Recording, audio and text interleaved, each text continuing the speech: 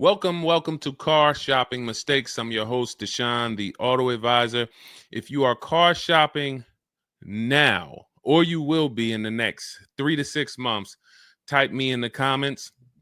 Let us know where you're at so that we can make sure that you have the advice you need to make the best car deal you've ever made and not be spending more than 30 minutes in car dealerships. The name of the game with great deals is to not be spending time in dealerships. The more time you're spending in dealerships, the worse deal you're getting.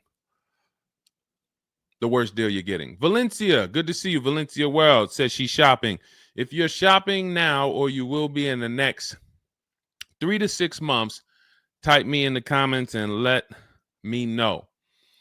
Now, for those of you who are not shopping right now, you still may hang around for the next hour, learn something, because you're going to see a lot of people ask questions that you will ask or you would have when you go start shopping. So what typically happens if you hang out here enough, somebody's going to ask the same question that you would have asked, and you can get your answers that way. So welcome to Truth. Good to see you. Let me hop on over to Instagram and actually pop in over there. And I'll give you guys time to start typing your questions. No questions off limit. I try to do just rapid fire Q&A. So you have questions about leasing, about loans, about, getting the best deal, new cars, pre-owned cars. If you just want to tell me your situation, kind of what your goal is, we can go from there. And that's typically how we run it here. So let's see. I'll give you guys time to start typing. Once we get the first couple questions coming in, Dolan will start to bring them into the show. And we'll go from there. All right, I'm just sharing the show. Shout out to the sharers. And before we even start with the questions, I want to talk about the mistakes that I see people making. Let's really start out with the mistake of this leasing versus buying. I'm so happy that over the last 3 years, who was taught never lease a car? You were taught or you heard never lease a car. I could not be more happy that we have been helping people get their first lease for the last 3 and 4 years. The financial advice we've been listening to concerning leasing has cost us thousands of dollars. I was going to lease a car next week. As long as you get 5 offers, cool money. As long as you get at least 5 offers, you're good. See, people are out there paying. There's a couple ways that you can get a car. You can buy it new, you can buy it pre-owned, or you can lease it new. When you lease a car, you're leasing it brand new. So if you look at the financial parameters, you ask yourself, if I buy a new car, how much will it cost me? Now, I want you to use this rule. Every $5,000 is about how much per month. This is not for the new people. If you're new here, type the number 1. Let me know you're new. You've never been on the show. I don't expect you to have the answer to this question. But if you've heard this before, then every $5,000 is about how much on a car payment. You may have seen this in my video. You might have seen this on a show. This is a principle we teach. I want you to lock this into your head forever. Let's see if anybody knows. Or we got a bunch of new people. Michelle's new. I see you. Cool Money's new. DJ Furious. Okay, I see you. Sandra Bonds on Facebook. You're new. Okay, a lot of new people checking in. We're live on YouTube, Facebook, Instagram, and TikTok. So if none of you know, I want you to remember this. Every $5,000 is about $100 per month. Good to see you, Digby, on TikTok. Every $5,000 is about $100 per month. So how do we turn that into a real budget? You look at a car, $30,000 divided by 5,000. You're going to see that's about 600. Well, that is 600. So when you see that a $30,000 car to purchase is $600, if you borrowed that money, now you know about how much that car is going to cost, about how much $600 a month will get you if you purchase. Now, if you lease, $600 a month, depending on the lease deal, could get you a $50,000 car. So we're driving. So if your budget is $600 per month, then you have a couple ways that you can get a car. You can go find a $30,000 new car, no money down. You're at about $600 on a 5-year loan. You can go find a $30,000 used car. You're about $600 on a 5-year loan. Now, for $30,000 used car, maybe it was like $45 when it was new. You get it for $30. Or you can get a $50,000, depending on the lease deal, brand new car that you lease. So let's drive this home. You have people pulling up in cars. They're all paying $600 a month. One of them is driving a brand new $30,000 car. They didn't put any money down. Another one is driving a $30,000 used car. They didn't put any money down. $30,000 car. Another one is driving a $50,000 brand new car. They didn't put any money down. Who's getting the most value? In the short term, it's the person driving the $50,000 new car. It's nothing you can say about that. It's no like, well, it depends. Nope. $50,000 brand new car, $30,000 brand new car, $30,000 used car. The person driving the $50,000 car at $600 a month is getting the most value, hands down. Now, in the long run, where do the people who buy win? That's where we talk about the 8-year rule. That's why if you're buying your cars and you're keeping it 8 years, you should be purchasing, not leasing. 8 years is when you win. So that's where I wanted to start at. Let's start, like, tear down this bad information you've heard and you've believed about leasing. And I see people asking, we got a lot of questions coming in. I see you, Jaguar Music, on Instagram. I see you, Cool Money. I see you, we got quite, I see, hold on. From what I can see, we got like 4 or 5 questions waiting. So Dolan, you could bring in the first one. Type your questions in, anything you want to ask. If you want to ask about leasing, I saw someone asked about bad credit. What about if I have bad credit? What about mileage with leasing? Just start typing those questions. We'll bring them all into the show and we'll get to them one by one. Is that true for someone that went into bankruptcy? Okay, so if you came out of bankruptcy, your goal should be to rebuild your credit as quick as possible. Right now, your credit's blank. You come out of bankruptcy, your credit's blank. You have nothing there, and that's a good thing and a bad thing. It's easy for you to build. I've seen people come out of a bankruptcy and literally they have a 700 score in 1 year. They're going to go get credit cards. Just like if you're 18. If you're 18, you go get credit cards, you don't use them. Pay $15 gas, or you don't have a car yet. You pay $15, $20 a month for something, pay it off. You're going to have a 700 credit score. The more you don't use your credit, the more credit they give you. So when they see that you have the credit, $500 credit card, $1,000 credit card, you're not using it, credit score is high because your utilization is low.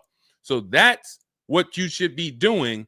You cannot come out of a bankruptcy, just wipe your credit, and then go into the dealership and be like, okay, now I can get a car. You have no credit history. So the first goal should be, let me rebuild my credit as quick as possible, and you can do this quick. You can do this quick. Follow Shonda Martin. Some of you know Shonda Martin. She's on pretty much every platform we're on right now, and she's Road to 750 plus. Now you got to let me know. Can you wait and build your credit for 3 to 6 months?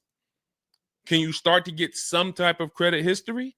Or are you in need of a car right now? In which case you have to get a car with bad credit or no credit. Because if you don't have anything on your history, that's technically no credit, which is bad credit. So, okay, you need something ASAP. Okay, so what you should be doing, and again, if you don't have good credit right now, you should be buying the smallest car you can with the lowest payment. I got into the car business 2006. I was 22. I've been in and around the car business since then. So what is that? Almost 20 years now? The mistakes come from 2 things. You don't know what to do. A lot of the stuff I'm going to say, oh, I didn't know I could sell a lease, Deshone. Oh, I didn't even know I could sell a car if I don't have the title. It's not paid off yet. I thought I had to pay it off to sell it. Deshone, I didn't know every dealer, every, Toyota dealer has a different price. I thought they were all the same price, like the Apple store. All of that is you didn't know. Oh, I didn't know about leasing. I thought it was this. I thought it was that. I had misconceptions. All of this stuff has cost you thousands of dollars. That's you not knowing. The other problem is you know and you don't do, because now I'm going to make sure you know. So once you know, it's your obligation, or it's up to you if you're going to do. So if I have bad credit, I'm looking to rebuild my credit. I need a car right now. First thing I'm doing is asking myself, in my book, Cars from Home, first step is how many years you're going to keep the car. Because we need to determine, are you going to lease or you're going to buy? Are you going to lease or you're going to buy? You don't determine that based on how many miles you drive or, it's the 8-year rule. Are you going to keep the next car 8 years? Who keeps their cars more than 8 years? Type K. Because you're buying what we call keepers. If you're a keeper, Deshone, every car I buy, I'm keeping this thing 8, 10 years, 12 years. When the transmission goes out, I go and get another transmission. I see we got keepers. Shout out to the keepers. Michelle, we got Chantal. Who are the keepers? Sandra Bonds on Facebook. I see you. Where are the keepers at? K Mathis on Instagram. Keepers. These, you should not be thinking about leasing. Who's the keepers? See, we like to make this clear. Lon, I see you. Kara, keeper. All right. You need to be very clear, because people be like, Deshone, you talk about leasing a lot. Should everybody be leasing? No. Everyone who's not keeping their cars 8 years should be leasing. And if you don't have the credit to lease, your goal should be get the credit to lease. But so the first question I'm asking you, if I have bad credit, is how many years am I going to keep this car? Now, to those of you because if you don't have bad credit, or if you don't have marginal credit, somebody is going to have it. There's a lot of people getting hit in this economy, and they're going to have credit challenges and need a car. Why is this important? Because let's just say I don't have good credit, but I'm a keeper. That means I'm not thinking about leasing. I'm looking to get a car that I can keep for 8 to 10 years or more, and I don't really have good credit right now. No problem, because the goal is find the best car for the best price, and then I'm going to get a loan, and I'm going to pay more for that loan because my credit is bad. I still need to get a great price on the car. We got to talk about that. Separating the price of the car from the loan. Some of you are savvy and you understand this, and some of you just mix these things together. But when it comes to getting a high interest rate because I have bad credit, as long as I get a good car, once my credit is better, what can I do with that loan? So let's say I got a great price on a car. I got a car, it's going to last 10 years. It's perfect, but I'm paying 21% interest. So I'm going to fix my credit, work on my credit. And then once my credit is good, I still want to keep this car. What can I do with this loan? Refinance. That's a simple fix. But if you don't realize that you're a keeper, then you're going in and you're getting a bad car. 6 months, a year down the road, 2 years, the car's having problems because you didn't take it seriously that you needed a long-term car. So not only did you mess up the plan because the car is going to start having problems, now I got to see, do I want to fix the car, or do I want to, I got to make the payment, now my payment's due, but then the car's having problems. All of this can be prevented. And you need to know up front what your goal is. But if your goal is to lease, Deshone, I'm not keeping cars 8 years and I don't have good credit, you should be buying the smallest inexpensive car you can that you can get a loan on. $10,000 car, go drive it for 2 years, make your payments, and then switch into a lease.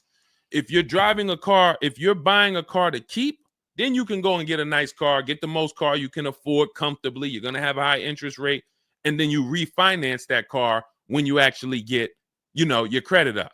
So this is all in my book. My digital book, Cars from Home, breaks all of this down step by step. Whether you have good credit, bad credit, how to know when to lease, how to know when to buy, new car, used car, you drive a lot of miles. I have plans in there for everybody. It's a digital book. It's 5-star rated. Thank you to everybody who went to Goodreads and reviewed the book. You can get a copy of the book. It's normally $97. You can get it as part of my launch offer for 75% off. That's $24. It's for 2 hours. So as long as you get there, go to my TikTok bio, my Instagram bio, the YouTube comments or the Facebook comments, click that link, and you'll see $24 for 2 hours. Once that, as long as you get it before that, you got it for $24 instead of $97. And you can have everything step by step. So you're not worried about, I'm trying to remember all of this. You can watch the replay on YouTube too. But all of this is everything I'm teaching is part of a plan. It's not me winging it. This all comes out of my book. All right, go ahead, Dolan. Bring the next one up. Keep typing your questions. I know we got a lot of questions coming in from all 4 platforms, so Dolan will bring them into the show. Just keep on typing. What is considered marginal credit? Now, this is going to depend on what you're trying to achieve. I like to see all right, who's a homeowner? If you're a homeowner, type me. Now, if you had marginal credit before you bought your home, your realtor or your mortgage person probably told you, go work on your credit and then get your credit to this to get a mortgage. A lot of people do that. They go and they work on their credit, and once their credit is a 640 or 620 or 660 or whatever it is to qualify for the mortgage, they go and get their mortgage. That's how it should be with a car. You want to get yourself, if you have the time, you want to get yourself to about that 660 mark. That 660 mark puts you, and I'm talking, do not use Credit Karma. Do not use Credit Karma. The amount of people who used to come into the dealership we run their credit, it's low 6s, 609, 590. And then they call me back, a couple months down the road. Oh, Deshone, yeah, my credit's better. And then we come in and they're like, yeah, I think it's up to about a 660, 680 now. And then we pull it and it's a 620, 630. And that's Credit Karma. Do not put yourself in a position where you're listening to Credit Karma. Pay. You can go to Google and you can type in, get my FICO scores. You want your FICO scores direct from the credit bureau. If you don't subscribe to a thing that gives you it before you go and make a purchase, you want to know what your FICO score is, not what a Credit Karma score is. But if you have the time, you want to try to get your FICO scores all above the 660, 670 mark. That's going to be in that good category. You can qualify for a lot of leases. Now, if you're in the 650, I want you to think about this. I have something I teach called credit and when it comes to profiles, leasing and credit. It's easier to get a loan to buy a car than it is many times to qualify for a lease. If you got a low 600 credit score, a lot of people will approve you. They're just going to approve you at a higher rate, higher interest rate. With a lease, it can work similar. But sometimes when you're in that low 620, 630, it's very tough to get approved. They're not going to take that much risk, but you may have a strong profile. So when you go into this, it's not black and white, guys. It's not like you can say, if my credit score is this, I'm done. What if your credit score is this, but you have a car payment already you've paid on time? When I worked for Mercedes, I worked for Mercedes for 5 years. We'd have people whose whole life was falling apart, but they never missed a payment on their Mercedes, and they get approved all the time. Everything else is falling apart, behind on the home. But if Mercedes sees you pay them, you got approved. So what I say is a current car. That's why those of you, if you're building to get a lease, if you're building to get a better car, pay that car on time that you have now. Because the best thing you can do is have a history of on-time payments on your car. That means a lot to a bank versus missing the car or putting the payments on the back because you thought that somebody told you could do that and it wouldn't affect your credit. A lot of people learn the hard way. Oh, I thought when I put the payment on the back, it didn't show as late. It does. So we again, I'm here to tell you everything from the inside. I've been helping people for years. We have people all around the country. You know, we'll bring a lot of them into the show. Marguerite, Brian, you know, a lot of the people who write in, Sheree. But we have this. I'm telling you from the inside, not from your perspective. I'm not like the public, and it's like, oh, this guy this guy must have really learned about buying cars because he's teaching. No, I'm from the dealerships. And, you know, if I wasn't doing what I was doing for 10 plus years, that was my job in dealerships, working with people, looking at banks, looking at credit reports, sitting there, seeing people turn down, seeing negative equity. So that's where my solutions for you come from inside. And so I would tell you, try to get to that mid sixes mark. And you'll put yourself out of a manipulation zone. You can qualify for a lot more things. All right, I see you, Michelle. I see you. Kim Randall, good to see you. The Savage Mama checking in. Abdul checking in. Good to see you. Go ahead, Dolan. You can bring up the next one. All right. Shout out to Dad. Y'all running the likes up on TikTok. Thank you so much. Thank you to everybody who's double tapping the screen. We appreciate you. Can you talk about putting money down or not when purchasing a car? So important. Listen, this is a good one. This is a good one. I don't know who asked this question, but this is a good one. Can you talk about putting money down or not when purchasing a car? So here's how you want to make sure your down payment never gets taken if you are purchasing a car. You must separate your monthly payments from the price of the car. You make the mistake sometimes of going in and saying, what's the payments on that car? Who's ever said that? Hit the like button, type me. You ever said, hey, what's the payments like on that car right there? The reason why we don't do that is because you're actually mixing two transactions when you do that. Thank you for being honest. Shout out to the people who are being honest. You're mixing two transactions. You're looking at the price of the car and you're looking at the loan details, which equate to your monthly payment. See, if you pay cash for cars, then you understand you don't care about the payments. You go in, you're trying to find out the out the door price. What is my out the door price from the car for this car? If you're doing it our way, you're doing this from home. Bunch of dealers submitting offers to you. They're out the door offers for this car to your email, bidding war. We'll talk more about that in a little bit.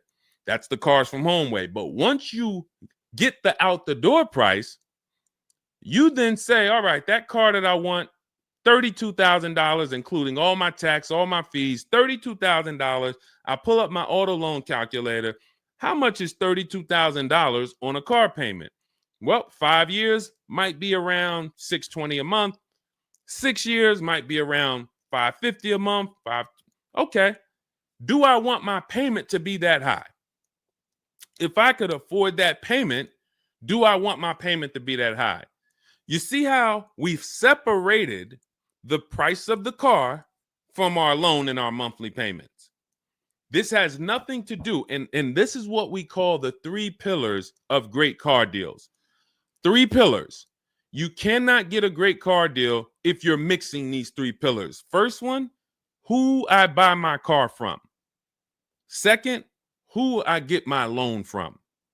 Third, who I give my old car to and sell it to. That's why we don't say trade here. That's a curse word. Forgive me if I even saying it. And if, we get some questions about trade-ins, we'll explain why we don't trade cars. So we have to separate these and bid out each one. You have so many online tools at your disposal that you just don't know how to use yet when it comes to your cars. You know how to use Amazon to go buy a TV. You know how to get a subscription to YouTube. You got a ton of online tools you know how to use. Shazam, what's that song? Shazam it. But the online tools about car buying, you just don't know how to use them. That's where I come in. Our entire system is showing you websites that do this, tools that do that. And so we can make sure that we're getting the best deal.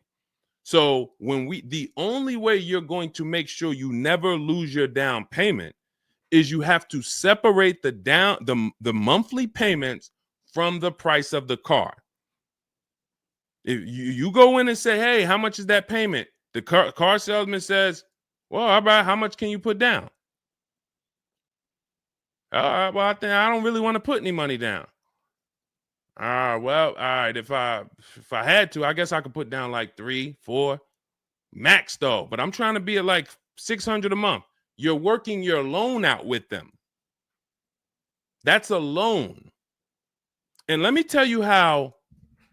Let me show you why you can know you shouldn't be mixing these transactions. There's big money in all of them. There's a ton of people who want to sell you a car. There's a ton of people who want to give you a loan. They don't sell cars. Let me say that one again. There's a ton of people who want to give you a loan. They don't sell cars. They want to compete for your loan. That should tell you there's a lot of money in the loan business. Then there's a ton of people who want to buy your car from you. Your car you have now. You're the one you're like, well, I just normally go trade the car in. Well, how many offers are you getting when you trade the car in? Well, I usually just get the one from whatever the dealer says he's going to pay for me. Okay. So there's a ton of people who want to buy that car from you. They don't care about selling you a car, and they don't care about giving you a loan. So when you buy a car from a dealer and you give them your old car on trade-in and you get your loan from them, you just gave them 3 transactions. You did 3 transactions with them in one. Do you see why it's impossible for you to get a great deal doing that? Type $signs if that makes sense. Who's locked in? Because I know sometimes we only got a couple people that be watching. Some people, man, you're cooking dinner and you're like, I hear you, Deshone. You're not gonna save $5,000, $10,000 like my students, and you're cooking dinner and you're just trying to listen in on the side. Look, you're not gonna get this. Look, person got a Kia $439 a month, $35,000 car. Look, save probably $6,000 off the car. Melissa, $12,000 that she got from Carvana. Let me just read something from people who are locked in, so you can, maybe this will inspire you to get locked in. All right, this is Melissa. 4 days of leasing like a boss. That's our system we follow for getting our leases. Started with a Kia Telluride as first choice. Quotes for 36 months, 15,000 miles a year. Ranged from 642 to 653. Went to a Honda Pilot.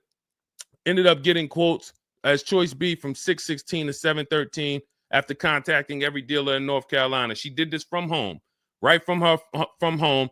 She got after contacting every dealer, the dealer I ended up leasing from originally quoted me 719, came back at 616 in 3 days with 0 due at signing. This is on a, where's her car at? I can't see. Hold on, 616. Oh, that one wasn't clear. All right, here, let me read this one. Thanks so much for these resources. I read the entire book last night. Already been underway trying to put my deal together. What a great book. I have my quotes together, and now I'm ready to take the next step with the calculator. Big fan of your channel and the resources. However, when we shop for 12,000 miles per year, do we adjust to 15,000? So these are people who are taking action on a plan. So when you see the plan, there's going to be different results. If you're out here winging your car process, oh, I hope I did this. Oh, shoot, I thought I watched the Instagram video. They told me don't say that. I shouldn't have told them I had a down payment. You're not going to get it. You're not going to save $5,000 or $10,000 on your car payment, on your car transaction accidentally. You don't just slip into that. So lock in and grab this lesson now. I need to separate my transactions. Who I buy my car from is one transaction. I'm going to bid it out. I'm going to give a bunch of people an opportunity to sell me this car. If I'm looking at a used Toyota Camry, I want to see every Toyota Camry within 150 miles, and I'm going to narrow it down, and I'm going to pick the best one, independent of my loan. My loan is a whole nother story, because when I shop for my loan, I'm going to do the bank bidding war where I can have multiple people. I don't even want to mention that without telling you about it, because it's like, whoa, what's the bank bidding war, Deshone? Okay, so you can have multiple banks and credit unions compete for your interest rate in a small period of time, and it's going to weigh on your credit score like one hard inquiry. Like one hard inquiry. Mamba Mentality, I love the name. I love the name. Why can't I do a super chat? I don't know. Yinka, good to see you on Facebook. IB Johnson. On one hard inquiry. So let's just say, and so when you get your loan, how do we know that 5.2% interest rate was the best? How do you know that the 7.1 interest rate was the best if you have no other offers? And what we've been used to is we're just going to go with our bank. We're going to go with our credit union. We're going to go with the dealer's bank. Why? We're going to make these people compete. And when you do this, when you do it this way, you can have people compete in a short period of time and get multiple offers on your loan without it affecting your credit score. But it has to be done in a small window of time. Now, if you Google it, rate shopping, it'll say between 14 days and 45 days. You do it our way, it's going to take you 48 hours. And you don't do this until after you find your car. After you find your car is when you do a hard inquiry. You let these banks and credit unions compete for your loan. And again, you notice I've already found my car. I already got the best price on that car right there at ABC Motors. I got that thing on hold. Don't pick up the car the same day. As much as they're going to ask you, hey, you want to take it home today? You want to take it home today? No. If I take it home today, when do I have time to go shop my interest rates? I'm not taking it home today, but let me get my buyer's order with my numbers on it. Let me go home and let me actually do my shopping for my loan and my interest from home. And then if you can actually beat that rate, it's a competition. But because you didn't know that you could let multiple banks do this in a short period of time, you're only going to your bank. You coming back with a 6.49. Well, I guess that's good. What if somebody could get you a 5.49? Do you know how much a difference between a 5.49 and a 6.49 is on a loan? Could be $1,200. This is why we're getting all the money. So again, all of this is in my book, digital book, Cars from Home. You don't have to wait for it to come in the mail. You can have it by the end of the show. It's in my TikTok bio, Instagram bio, Facebook comments, and YouTube comments. Normally $97, but you can get it as part of our welcome offer for $24. As long as you get there before the 2 hours is up, you get it for 75% off. It'll have everything in there. That is the bank bidding war. If you're not, again, before we go to the next question, if you're leaving the dealership wondering, if I was to walk up to, yo, Deshone, what's going on, man? Hey, I just got this car, man. What do you think? Okay. Did you get a good deal on it? Yeah, man, I definitely got a good deal. How do you know? If you're not saying to me, yo, man, you know how many offers I saw? Man, I got about 6 offers on this car from different dealers. This was the best one. Okay, you did good. What about your loan? No, man, listen, my bank competed, credit union competed. The dealership told me none of their banks could beat what my bank gave me. Congratulations, man, you got a great deal. But if you don't have that same confidence, you did not get a great deal. And now you're driving in a $30,000 car, $50,000 car, and you don't have the confidence that you actually didn't leave thousands of dollars in these dealerships. This is crazy. And when you get mad and stop accepting it, you'll listen to what we're telling you to do. If you think you deserve that abuse, then you're going to keep doing the same thing. That's why you got to unlearn. Okay? So separate your transactions. Who I buy my car from, I'm getting multiple offers for. Who I get my loan from, I'm getting multiple offers. Who I sell my old car to, I'm getting multiple offers. And with the internet, I can do all of this right from my house, right here. All right. That's the Cars from Home way. Let's go, Dolan. All right. Keep typing your questions. I see you, Mamba Mentality. I see Mamba Mentality got a lot of questions. Samante Love, good to see you. Jay Bass, good to see you. Yep, Jay Bass. Separate transactions. Exactly. D So Chill on TikTok, good to see you. Lisa on TikTok, good to see you. Hector Ruiz, thank you, Hector Ruiz. Shout out to the sharers. Shout out to the sharers. I always got to take time to shout out the sharers. We can't do this without you. All right, how can I schedule a consultation with you? Also, does it make sense to lease a pre-owned vehicle? So let me answer the bigger part of the question first. Most leases are going to be brand new. There's only been a few manufacturers that have tried to do a pre-owned lease program. Lexus tried it. BMW's tried it. And there's certain brands that can technically lease a used car. The reason why I don't like it is because it's not enough of a wide stream. It's not enough of a mainstream program to create competition. And if you can't create competition, then you don't know if you're getting a good deal. If you walk in to lease a brand new car and you're walking in and again, we don't do this.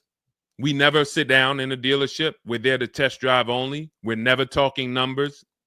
But if you are doing it the old way, you're going to go in and then you're going to get a bad lease deal presented to you. And they'll say, well, I could lease you this 3-year-old one and it'll save you like $150 a month.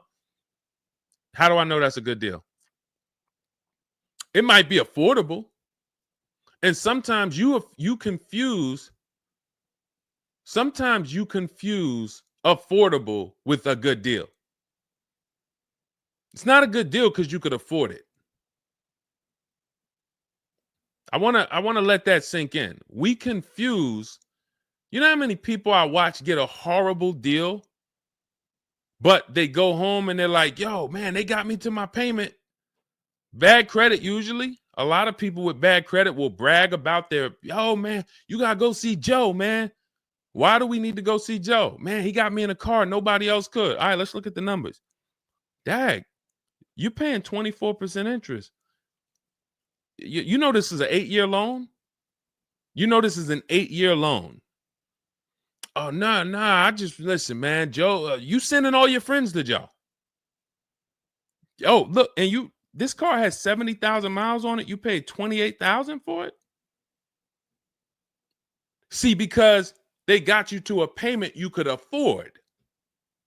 So you thought, good deal. Now, I go into a Bentley dealership right now. Bentley's $300,000. And they say to me, we'll give you this Bentley for $150,000. So they give me somebody offers to give me a $300,000 Bentley for $150,000. 50% off. We're going out of business. Take it. Can I afford it? No. Is it a good deal, though? Is it a good deal? $300,000 Bentley, half price, $150,000. Many people, you don't have that in your budget to go and bring $150,000 dropping on a car. Now, if you want to do a business thing, go buy it for $150,000, quickly sell it to another dealer for $220,000. Okay, that's what we would do. But I'm not talking about that. I'm talking about just you alone. Affordability does not equal deal. A deal is a deal whether I could afford the deal or not. And the only way we know a deal is to actually get multiple offers. There's no other way. So I'm going to continue to say it. There is no other way. I've been in the car business since 2006. There is no other way for you to know you got a deal without comparison shopping. Same way if you walked into a grocery store and there was only one, you walk into the Dorito factory. There's only Doritos everywhere. No other competition. They sell them for $7 a bag. There's no competition. So everybody who's in the Dorito factory is paying $7. But when they go in the supermarket, Doritos competing against Lay's, competing against Wise. Oh, you can't be $7, Dorito. You might have to be $4 this week. You might have to be on sale this week for $2.99. Competition. It's everything else. So a lot of what I'm saying to you will click when you realize that you've been programmed to buy cars in a way that you don't buy anything else up. You don't buy anything else that way. Everything else you buy in your life is competition. People competing. Everything else only with cars, we look at one offer.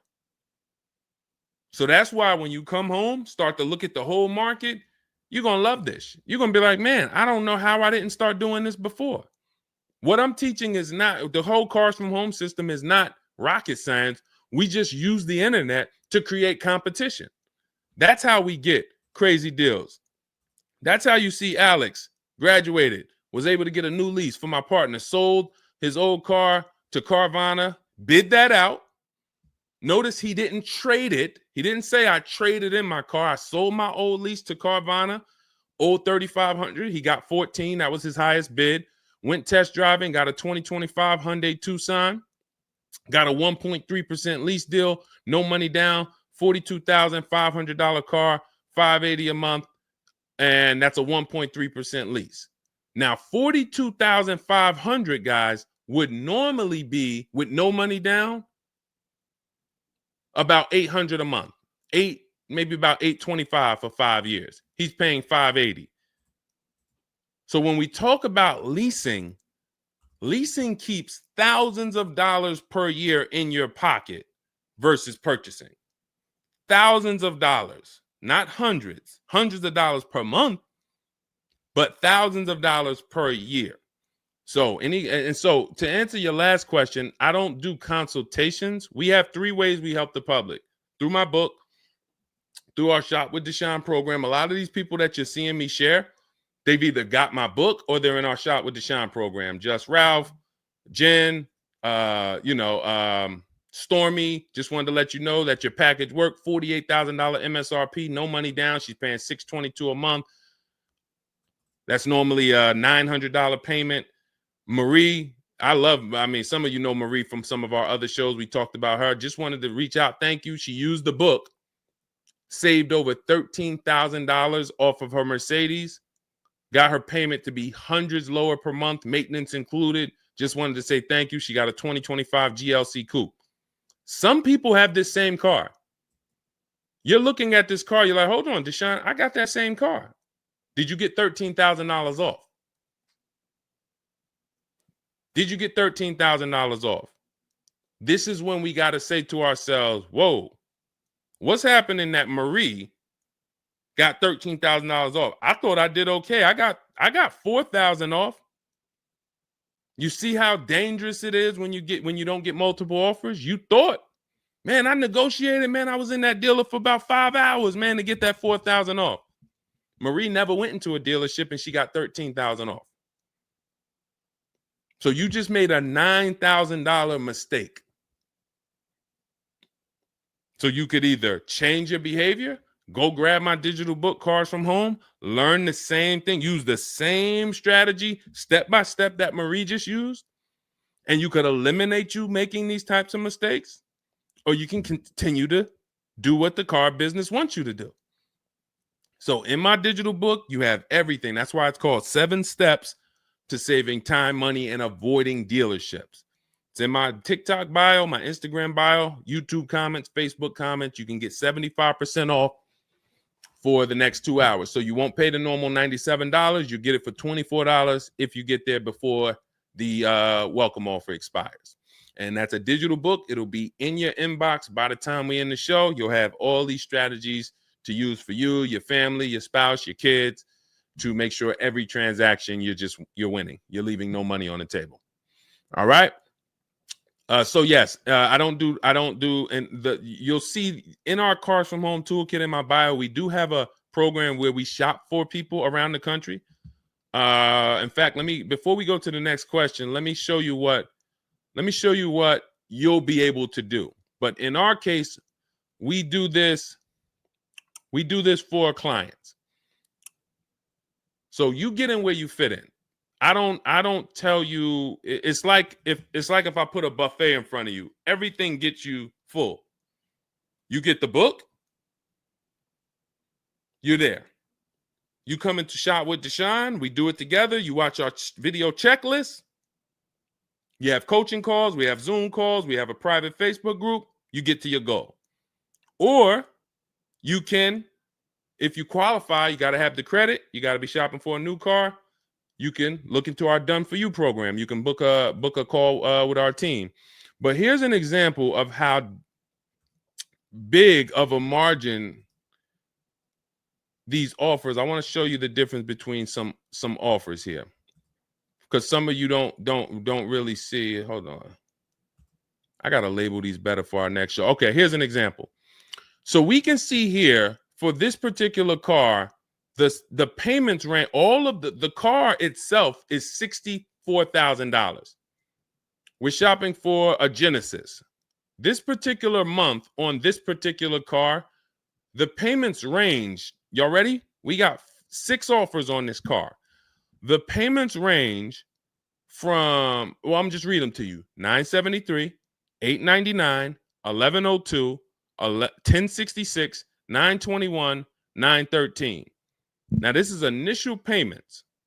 Why is there a $200 difference in these initial payments? This is why you never want to take people's first offer, because the initial payments are going to be high. But even in the initial negotiations, why is it, Deshone? Wait, all of these cars are the same price. Why is one dealer at $1,050 and another dealer's at $899? Because they're criminals.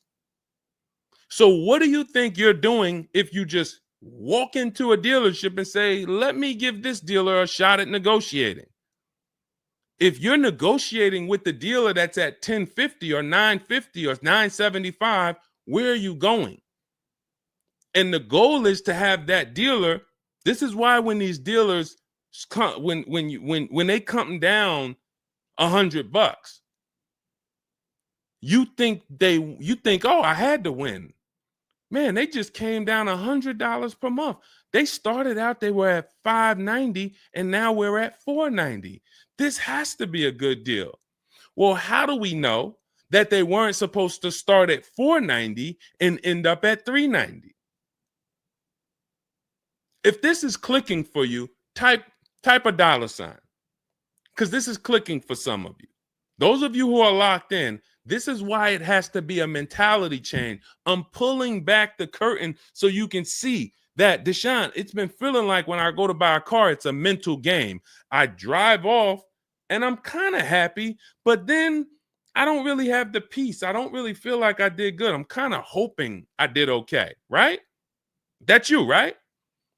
So I'm telling you that your gut has not been lying to you. I see you, P. Honda Fundamental Salon. Good to see you. Got my book. Use it. Use it and win. So your gut is not lying to you. I'm just the one from the inside coming to tell you that you closing your eyes and hoping things go well is not working.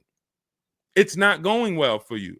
If you looked at other people, they're doing better. If you looked at people with strategy, they're getting cars for $200 a month less than you. They're getting $5,000 off less than you. They're leaving knowing that they got the best deal because they saw so many offers. You're hoping, and that hope is not leading to that. Hope is a bad strategy.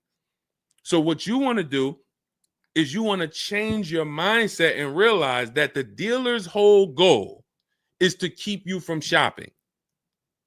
If you burn that into your head about the car business, the entire goal of every dealership is to keep me from shopping their competition.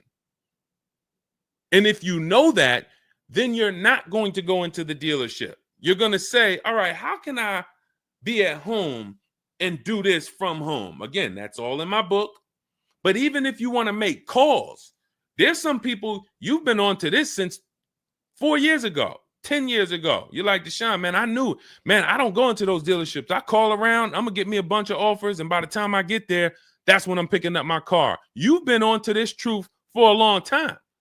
Some of you, I'm not telling anything new. Some of you, you're like, whoa, I didn't know that really. I thought that it was all about going in and just negotiating. No, because 80% of dealers are never going to give you what we call a below market deal because they got too many other people walking in that's willing to pay a higher price.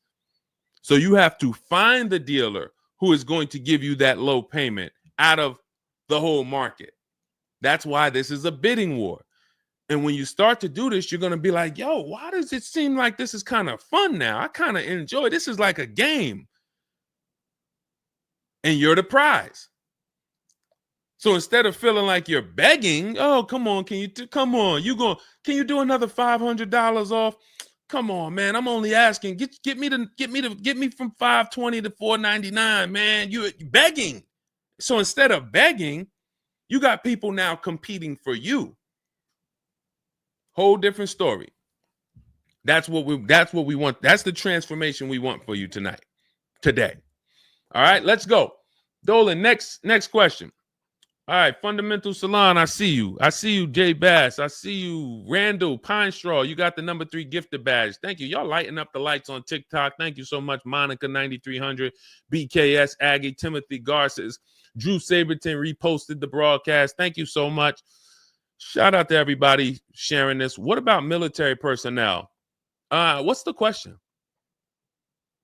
Just rewrite that question because I don't know. What's the question? I know what about military personnel. I don't know. Are you asking about military rebates? I don't know. So just kind of give me a full question, and then I'll be able to give you a better answer. Hello, I'm planning on purchasing a 2025 Escalade. Any negotiation between the MSRP and the invoice? Of course. Now, if you walk into a dealer and you say something like that, what is the dealer going to say? So let me ask everybody who's watching. We're live on Facebook, TikTok, Instagram, and YouTube. If this person casually walked into the dealer and said, hey, is there any negotiation between the MSRP and the invoice? What do we think a smart dealer is going to say? Not an honest dealer, a smart one. Thank you, Sassy. No. No. And you know what's crazy? They're going to say it in a way that makes you believe it. So if I put my car salesman hat on and I switched it to kind of for myself, this is what it would sound like. Or is there any negotiation between MSRP and invoice? Not really. On these cars, I mean, we don't even have a lot of them. A lot of people are trying to get them now because the tariffs are about to hit. And even though this is an American-made car, some of these parts, they're produced in Mexico. So there's not, we really like to, a lot of dealers are selling them over MSRP. In 10 seconds, I just took you to, whoa, but can I get MSRP though? See, that's why I'm never training you to go in and negotiate with people that negotiate every day, 3 times a day for the last 10 years. You're just not going to be a match. You might negotiate office furniture. Yo, Deshone, I do office furniture. A car salesman couldn't come in and negotiate with you on office furniture. But you can't go into a car sale and negotiate with car salesmen because, again, the psychology, we just know every question to ask, everything to say. It's a mind. And so some people use it for good and some people use it for evil. And so how do we find out what the discount is on the Escalade? We talk to multiple Cadillac dealers. Now, if you're doing it our way, in my book, I have scripts that I wrote for you. It's all by email. So there's a reason that people can actually go in, use this book, use these scripts, and come out with great deals. This is Trey. Trey got 3 cars using our system. He says, my son was in the market in 2025. He just got a 2025 Blazer. He said, I started sending emails in the wee hours of Tuesday morning. So those are email scripts that I wrote. They're in my book. You have access to them when you get my book. You're using all my scripts. We're not talking. We're not doing any of this by mouth and saying, oh, I got to remember What did Deshone say? Don't, oh, I didn't want to say that. None of that. There's no room to make a mistake. We're just typing, copying, and pasting. He says, emailed 25 to 30 dealerships, got 8 offers, closed the deal in 2 days. 2 days. So some of you, you're like, Deshone, I need a car in like 2 weeks. No problem. Trey got his in 2 days. So once you start this process of engaging with the dealers, you'll get a car in 3-4 days if you're slow, because that's the way it's set up. So he gets a $56,000 car. He closed the lease at $560 a month on this Blazer electric vehicle. $560 a month, first month's payment due at signing. That is a $56,000 car. And he's gotten 3 cars. He said his first one with our system was 2.5 years ago. He leased another vehicle for his daughter last October, and now he just got his son's lease. 1.5% lease, a 1.33% lease for his daughter, and a 1% lease for his son.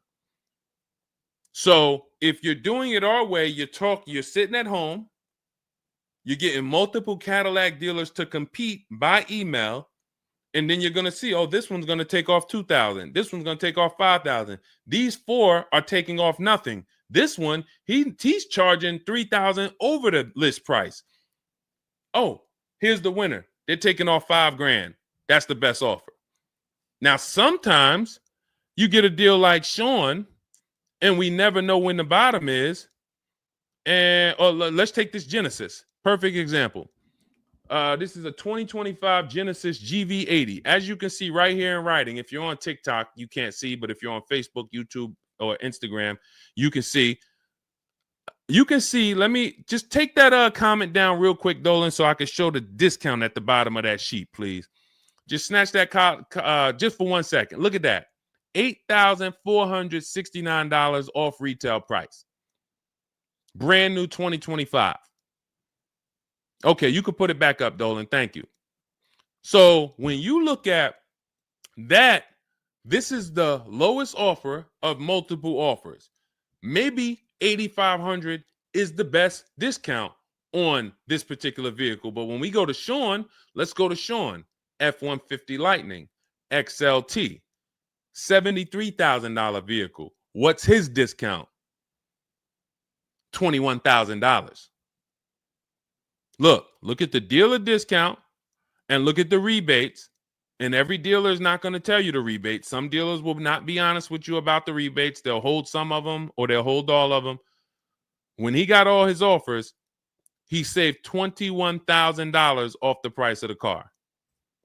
So how do we determine, to answer your question about the Cadillac Escalade, what's the discount between MSRP and invoice? We don't know. Could be the best discount could be $3,000. The best discount could be $5,000, could be $10,000, $12,000. We don't know. And because you don't know, you cannot negotiate. If you knew that the best discount you could get on a Cadillac Escalade was $8,000, you knew that, then it would be easy to negotiate. I'm just going to go on. All right, man, come on. You're at $6,000. Nah, man, I want another $1,000 at least. I'll let you keep the last $1,000, but you got to get me to $7,000 because you know the bottom, $8,000. No car that we go in to get do we ever know what the bottom is. So what you're doing is you're feeling for the bottom. But if Sean thought $10,000 off was the bottom for his F-150 Lightning, then he wouldn't have got $21,000 off. That's the danger. So when I say to you, you're leaving $3,000, $5,000, $7,000 on the table, you can't say to me, Deshone, no, I'm not. Because I get so many offers, man. I know I'm not leaving money on the table. You don't know you're leaving money on the table. I got $8,000 off my Infiniti truck I got when I leased it. How do I know that was the best offer? Because I had 7 other offers. I had 7 other offers of Infiniti dealers that I went back and forth with by email. This one giving me $3,000 off. This one $4,000. This one $6,000. This one $6,000. This one we'll do $8,000 off. You got it. You won.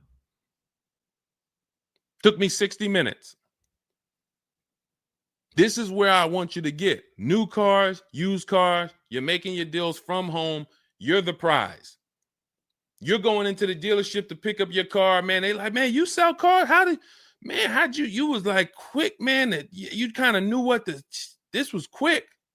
Car salesmen going to love you because you didn't waste their time. You didn't tie up 8 hours of their time. They're making deals with you in 20 minutes, 30 minutes. It's great for everybody, but it's mainly great for you. That's what we want. Okay, all of this is in my digital book, Cars from Home, 7 Steps to Saving Time, Money, and Avoiding Dealerships. It's not a mail book. It's a book. You can have it in your inbox in the next 5 minutes. Normally $97, but as part of our welcome offer, you can go to my TikTok bio, Instagram bio, click those links. You can go to the Facebook comments or the YouTube comments. Dolan has a link for you guys. You get 75% off. That's $24, but it's only for 2 hours. Now, if you visited earlier, some of you, I did a show, my last show, you might have visited the link and you missed the countdown. You'll see it's gone. So you want to make sure when you actually go there, even if you come back in a couple minutes, don't let that timer hit 0. Book's still worth $97. You saw Marie, she saved $13,000. So I think if Marie, if she was on the show, she would say, look, even if you missed the $24, get that book. Save me $13,000 off my price. All right. Corey Duncan, I'm just catching your comment on TikTok. Look, it works, y'all. I promise. Leased a car back in April after using his book. Got the best deal. You see what I'm saying? Like, and this is all over. It's too many people for me to pay. When I tell y'all, like, it's too many people. I pride myself on not can Deshone get great deals. Obviously, you guys know if I could sit on here and answer your questions for an hour and a half, clearly, I've been in the car business since 2006. Clearly, Deshone can get great deals. But can other people? That's why I'm showing you other people. That's why I'm showing you Benita. That's why I'm showing you Kimberly got 20 grand off her Maserati when she got it. Zafrina got 2 cars. She got a car last year, got her Jeep Grand Cherokee, $66,000 car. She got it for $579 a month. And then she just got another car that she posted 2026.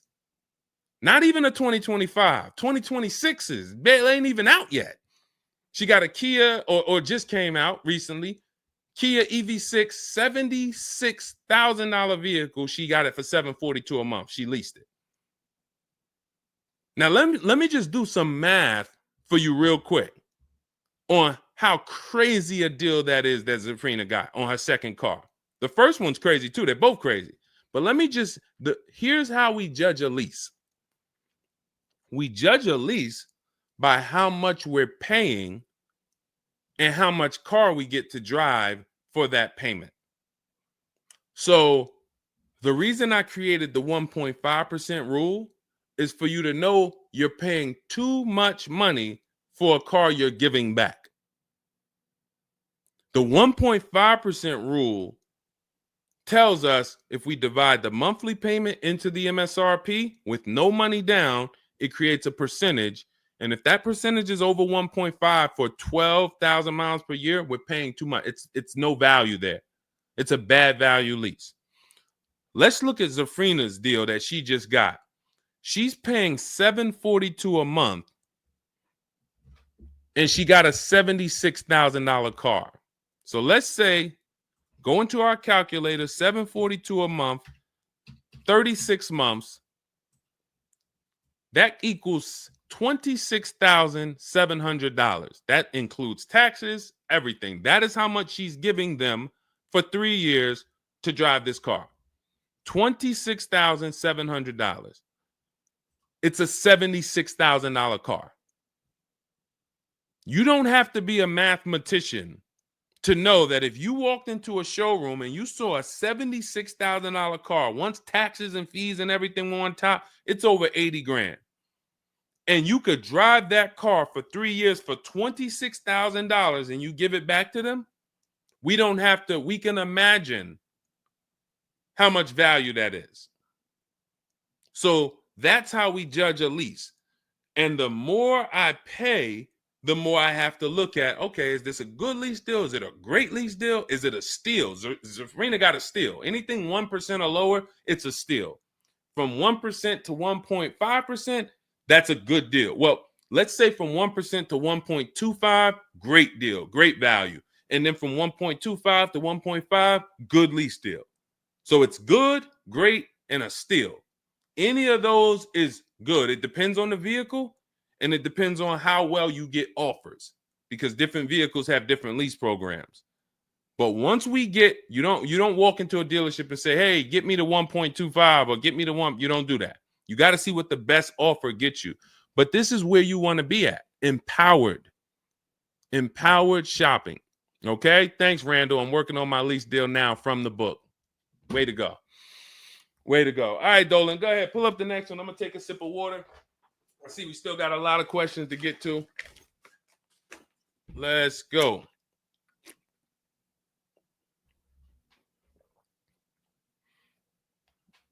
Mark is me. Good to see you on Instagram. Checking in. All right. Let's go. Does it matter if you email or call a dealership to find out the best price? All right. No.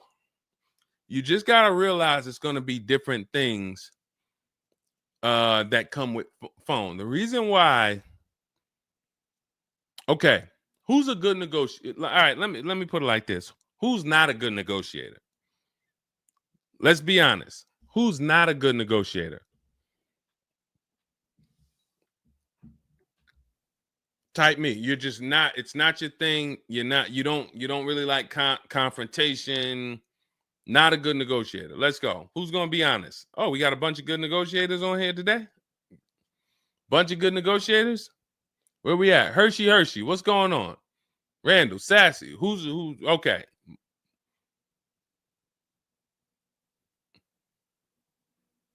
Okay. Couple people that want to be honest. Everyone else is a great negotiator. You need that to get on the phone. In order to get on the phone, you need to be a good negotiator. You need to be quick with your words. You need to be, and that's what's going to happen when you're calling to get deals. Now, if you're calling to get deals, you just need to be able to know exactly what information to give and what information not to give. So let's just say you call in and you're trying to get an offer, and somebody says, "Hey, wait, I need your credit." Okay, are you gonna say, "Well, no, actually, the people who I've been working with, they haven't been asking for credit. Just assume tier 1," or are you gonna, fumble through that? And if you so this is what you're going to get. That's why I say if you're calling, you could try asking for sales managers. But the reason why email far exceeds getting the offers by phone. Now, look, getting the offers by phone is way better than walking in. But if you get the offers by phone, you still have to you have to try to lock down who the good dealer is, because you're not going to really have anything in writing. And that could be a problem. That could be a problem, because whenever you're going in and you're thinking this, that's why everything we do is from home. Your credit app is done from home. If I'm talking to somebody on the phone and I feel like I done talked to maybe 8 dealers, I got 5 offers, and one guy, Matt over at, that dealership it feel like he's being honest. He's giving me the offer. He told me this is what your payment's going to be. It includes taxes. It includes everything. Or this is what I'll sell you the car for out the door. Okay, I'm doing the credit app online because I want all of that firmed up before I get there. I have a video we're going to put out soon about a dealer who we just experienced this shopping for a client, where the dealer put something in writing. And then when we did the credit app, or the client did the credit app, changed the offer. So when they changed the offer, that means they didn't want to do that offer to begin with. Oh, no, they didn't change the offer. They said the car was sold.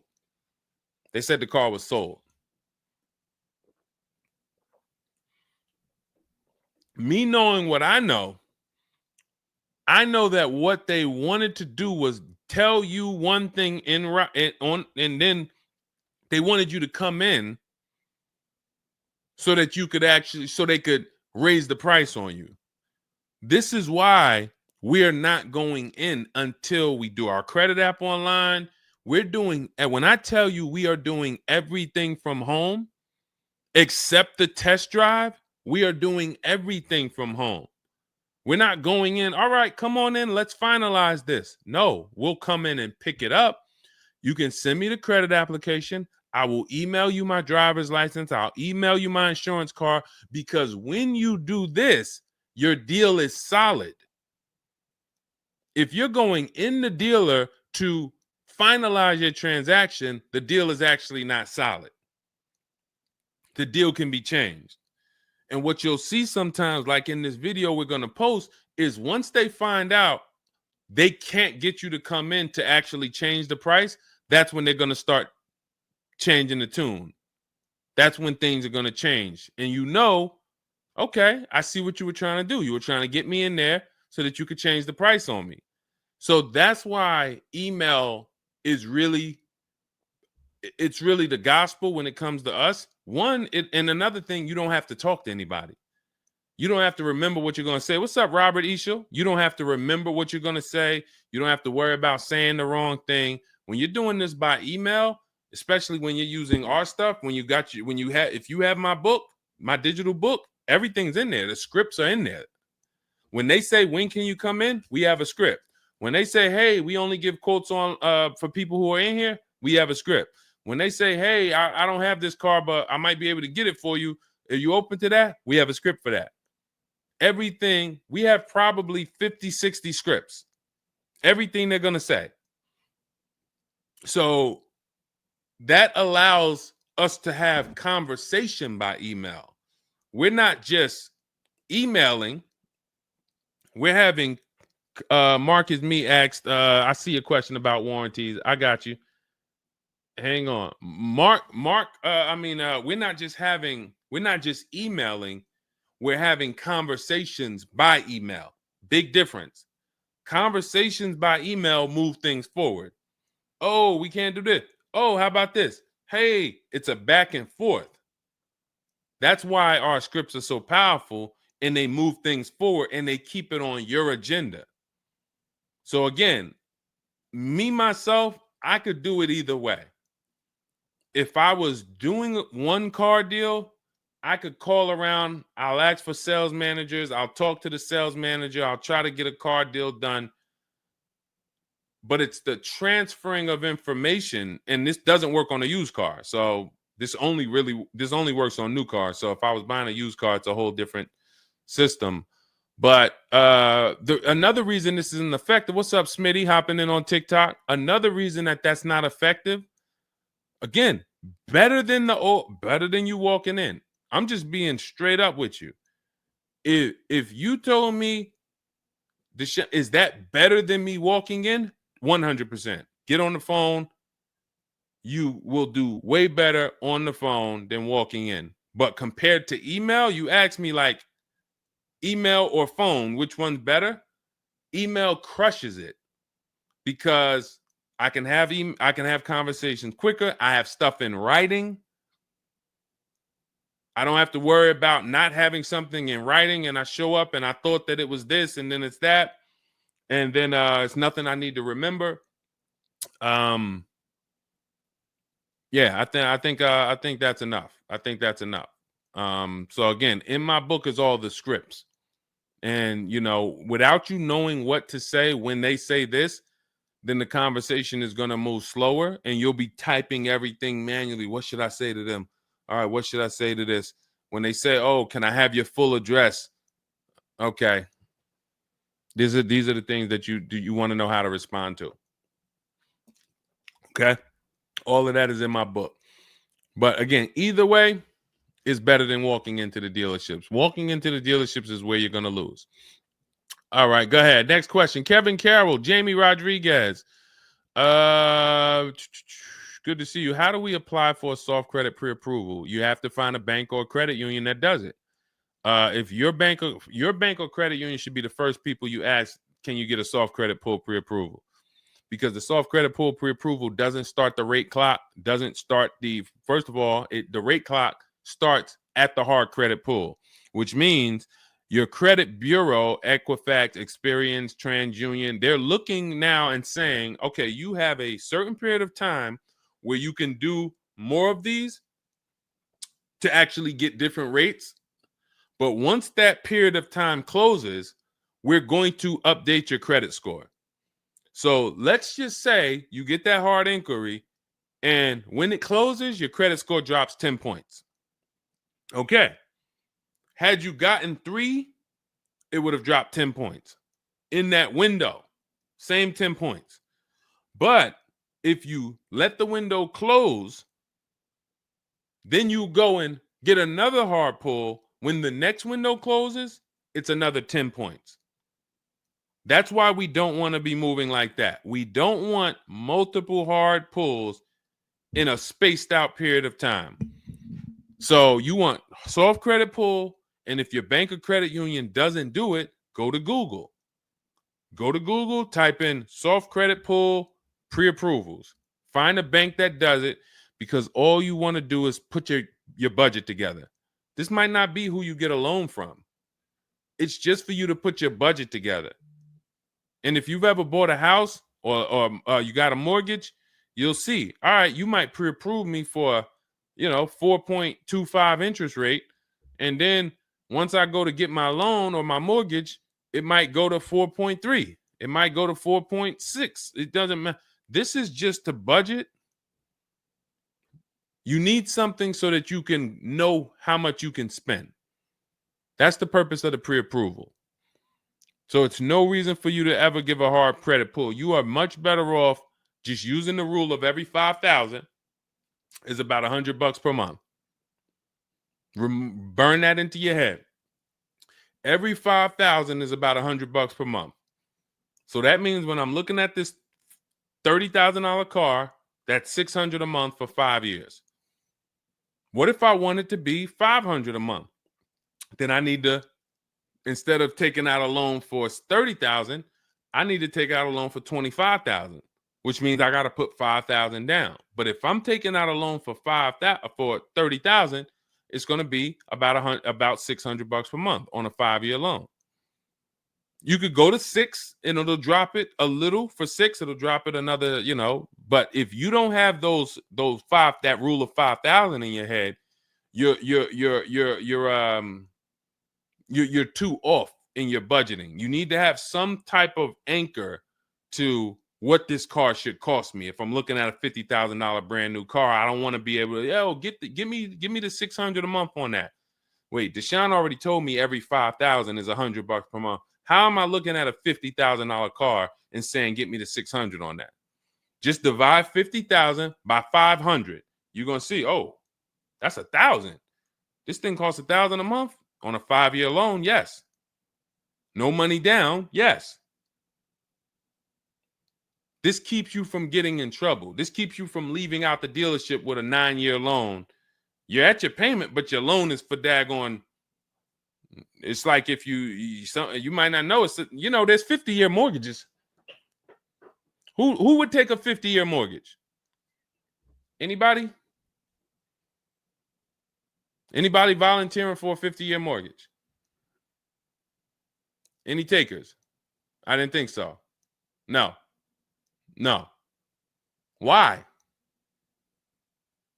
If you went into a house, $500,000 house, and they said your payment is this for 30 years, but if you take a 50-year mortgage, it drops to this. Nobody on here would be like, okay, yeah, give me the 50-year mortgage. They're available because we've learned that 30 years is the longest you would take a mortgage. And that needs to be 72 months with cars. That's why I tell you 72 months should be the longest you ever consider for a car loan. And if you go in with these parameters, nobody can take advantage of you. All right. All right, let's go. We'll wrap in a car. We're almost done. I say let's go. I see we got maybe one or two more questions. We'll see. For lease, I can only go through the dealership finance department. We'll bring that one in next. I see you. I see you on TikTok. Anita, I see you. What's going on? Warranty extensions worth it? Oh, you mean extended warranties? Okay. Are extended warranties worth it? Depends on the car. If you with warranties, you're asking yourself, what's the odds that things are going to break on this car? And then how expensive are they to fix? And this is why when we get cars, we do something in step 4 of my book. There's a 5-minute process we do.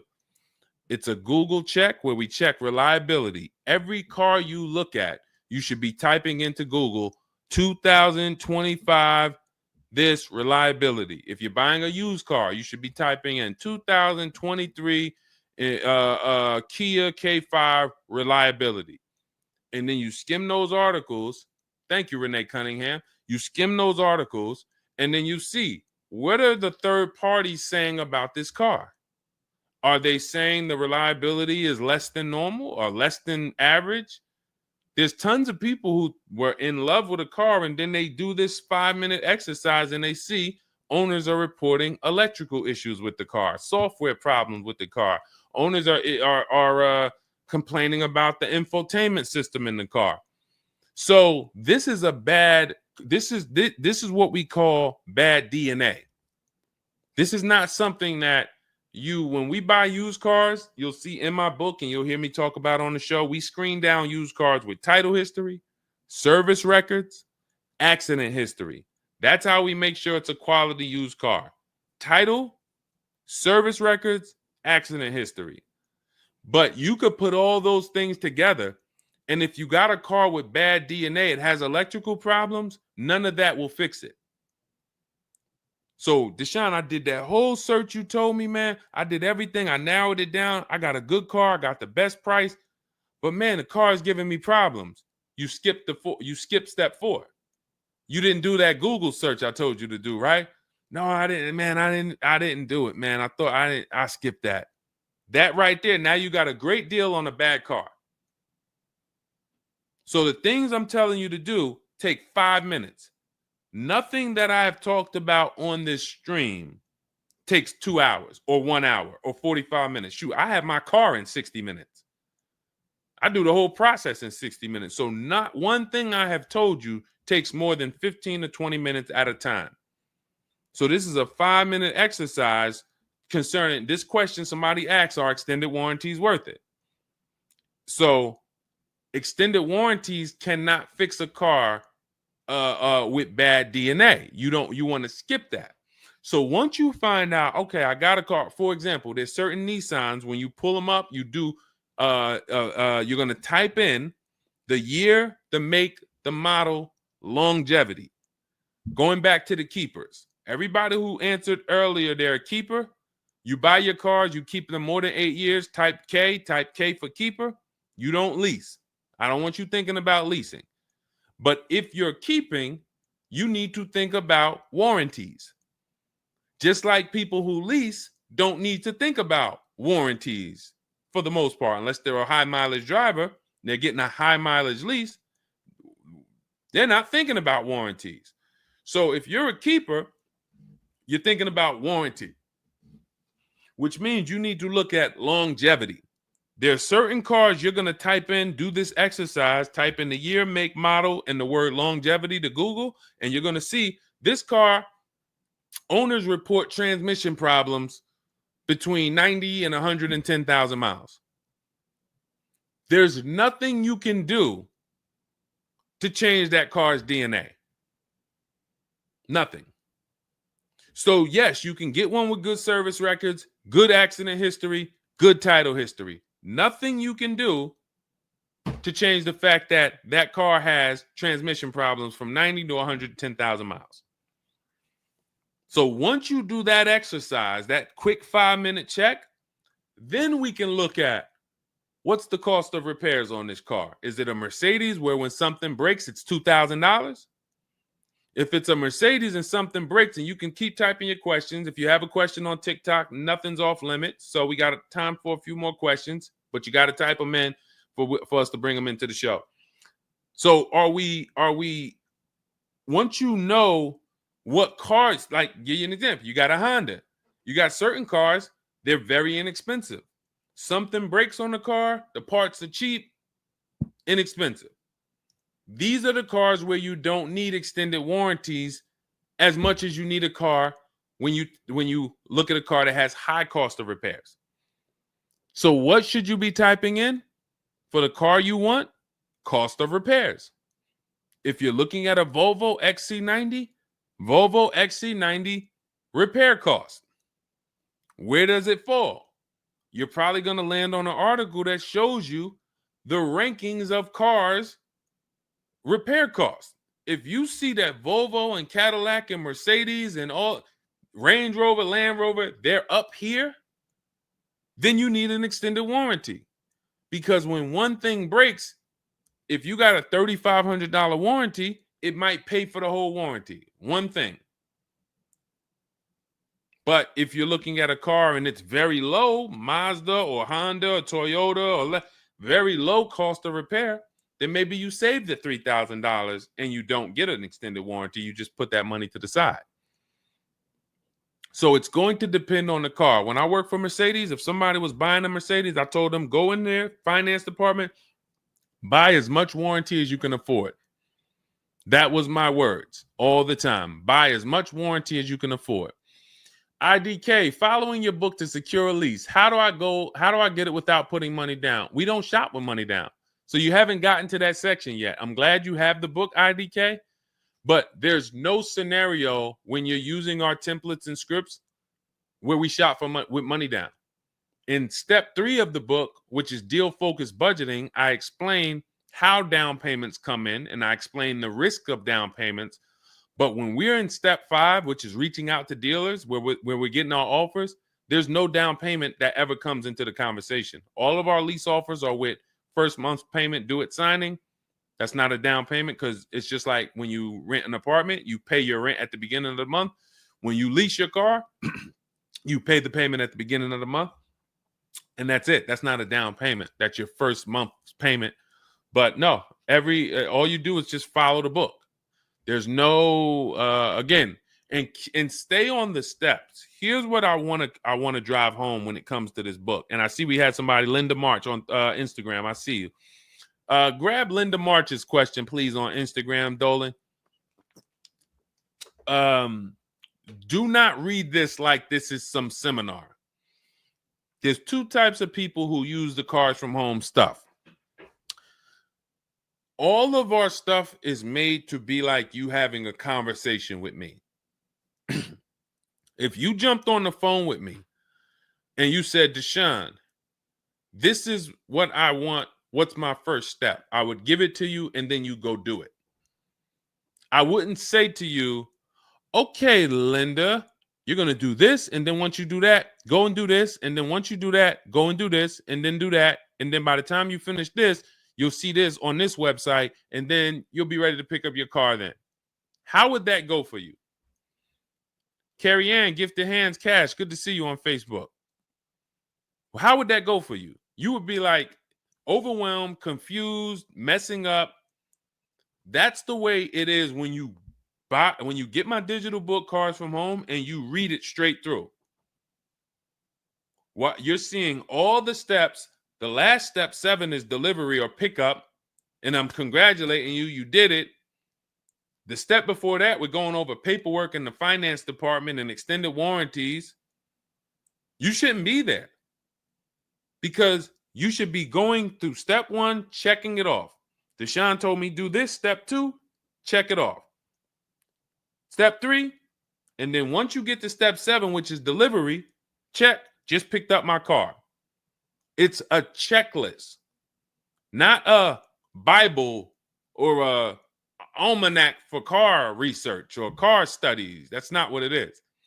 And so I want to let you know that so that you don't come in thinking you're about to learn a lot about cars. In fact, that's how it was when I first started. My first book was called 52 Car Buying Questions Smart People Don't Ask that cost them thousands.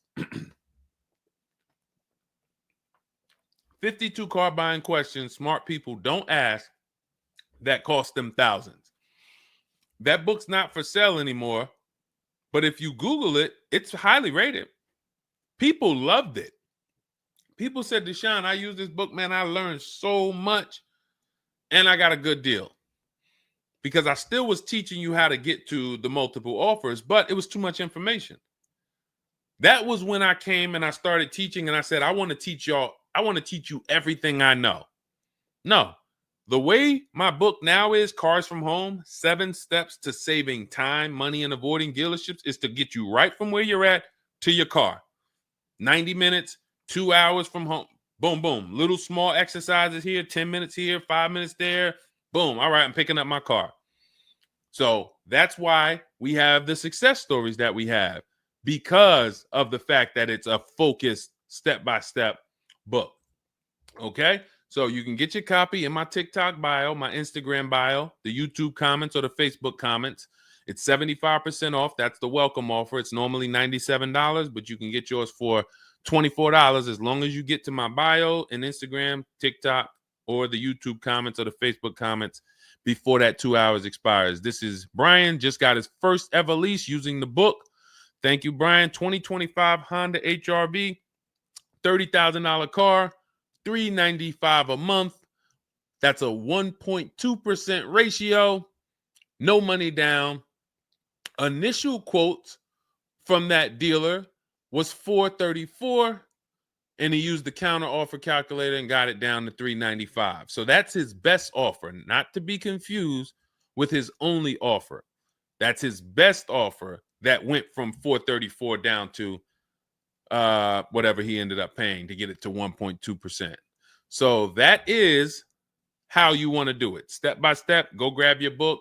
Make sure when you get your book, screenshot the thank you page, because my support team's email is on there. Sometimes you're typing fast, you misspell your email, but as soon as you actually pay the $24 and get your book, you'll see the book is on the thank you page. So you can click that link, open it, save it.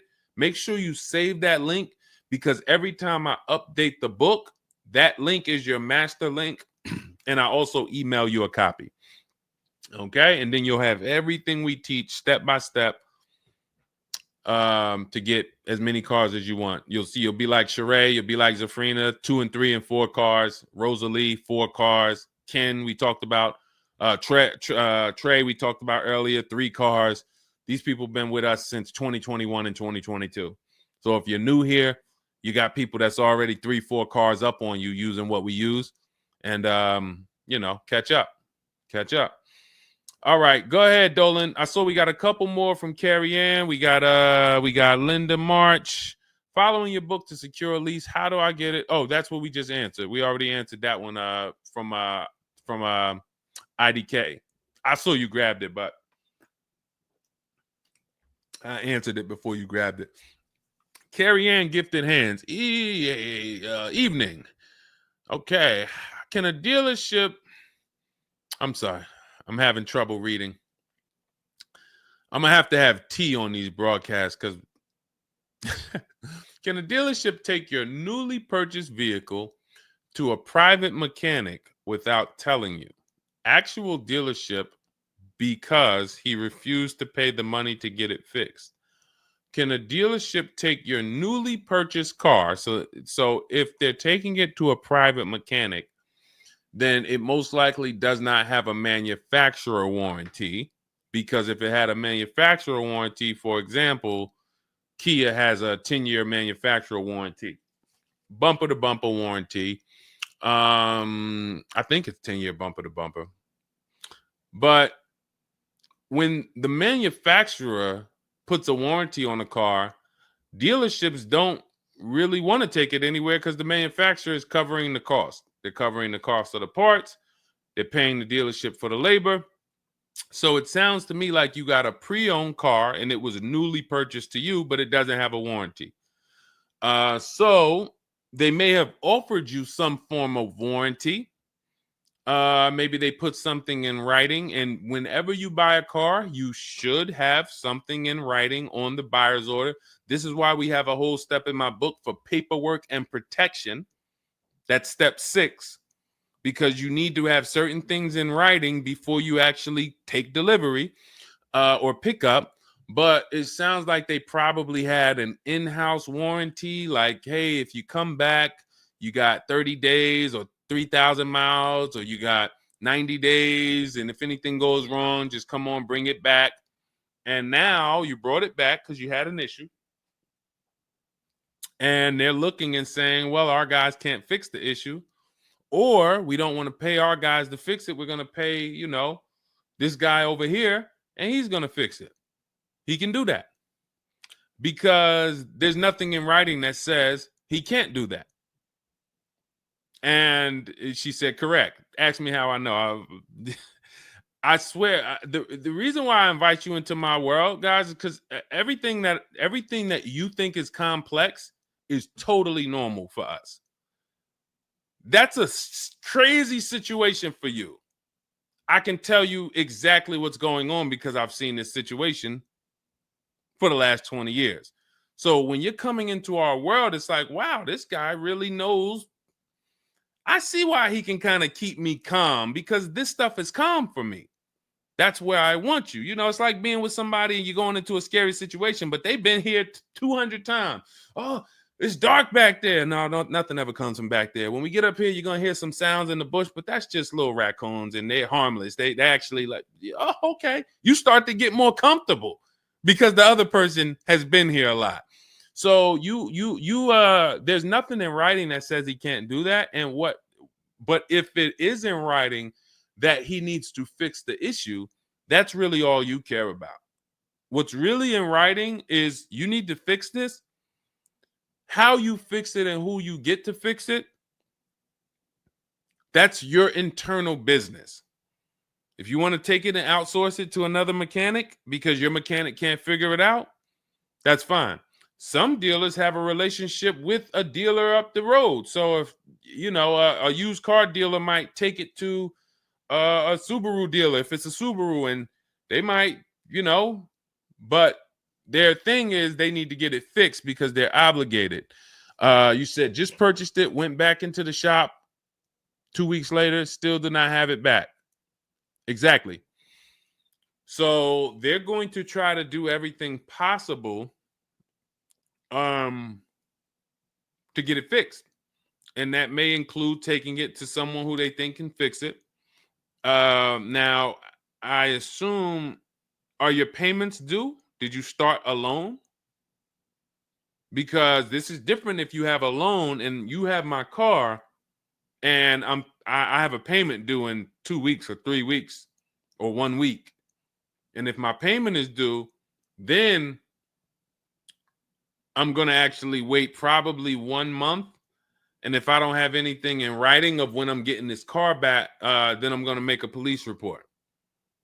And because now I'm getting ready to either unravel this deal, you got to give me a car. I need to, and watch this. Why the police report? It's to document what's happening. First of all, people don't like to see police pull up to their, it's leased. It's a brand new car.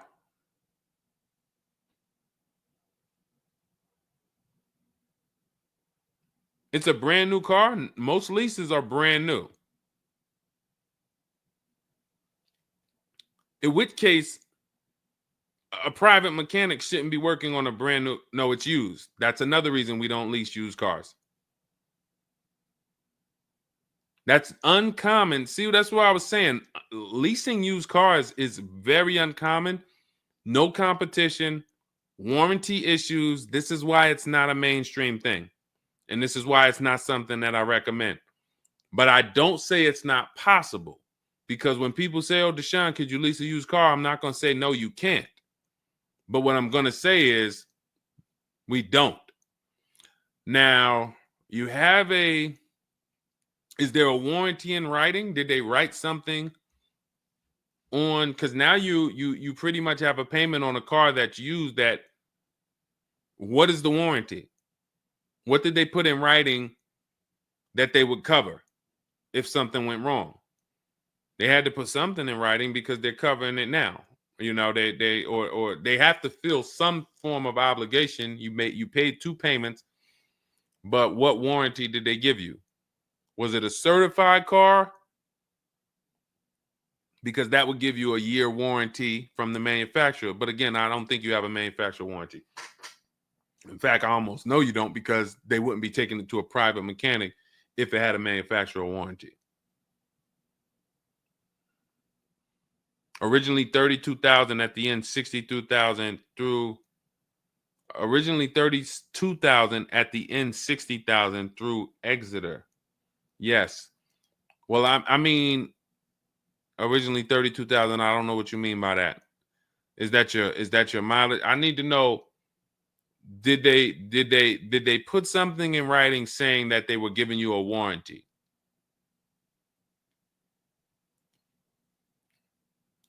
We'll try to work through this,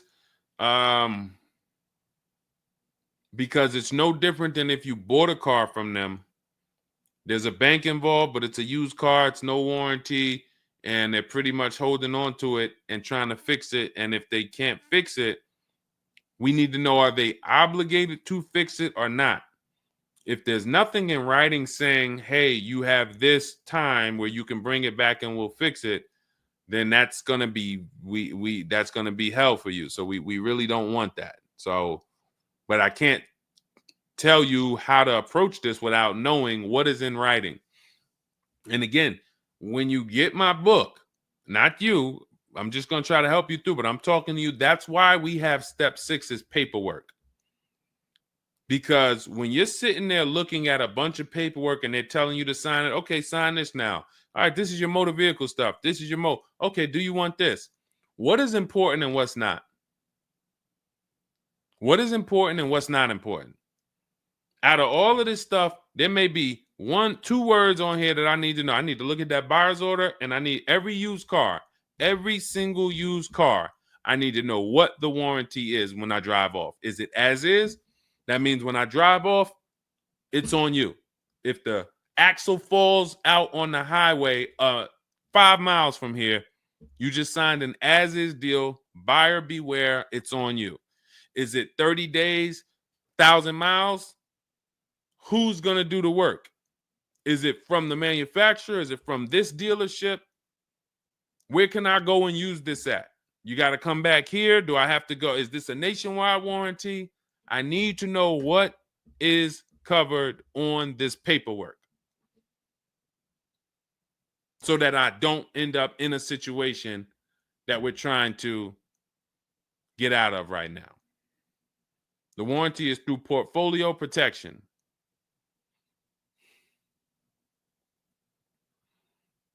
So it's a warranty. May not be a good one, but it's a warranty. So if there's a warranty, that means they're obligated to fix it. And if they're taking too long to fix it,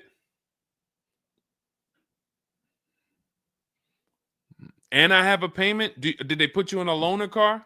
Are you driving now? What are you driving now? If I bought a car with a warranty and then it had problems, I dropped it back off to the dealership and they had it for 2 weeks, and I have payments I'm still making on it, I just got it and it's in the shop, I'm not going to let that car stay in the shop more than 30 days with no car. I'm in a loaner. Okay, so you got to just chill out. You got to just chill out. Hopefully the loaner is as nice as the car you got. And if the car and if that's the case, then you just chill out. It's not a mainstream program you're in. It's like a black market program. That's the best way I could describe it. These companies that lease used cars, it's a black market kind of behind. It's not a mainstream thing. That's why all of these companies are small or like very little known name companies. They could go out of business. Nobody knew. Who the heck were they? Nobody knew. portfolio such and such went out of business. I never even heard of them. Who are they? Because they operate in the black market back there. So the general manager refused to pay the $4,300 for the corrosion on an important part. Again, what's your payment on the car? I just want to, I think this is a valuable lesson. They've had my van since from June 19th. Oh, they've had the van for that long? And you've been in the loaner?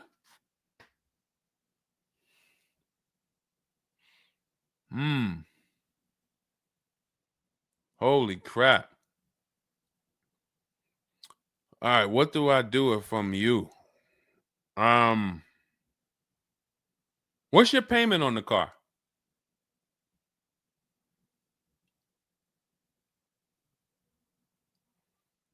Company had your car for months.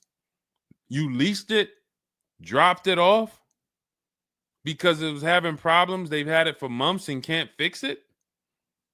And you're paying $775 a month. What kind of vehicle is this? What kind of vehicle is this that we're paying $775 a month for?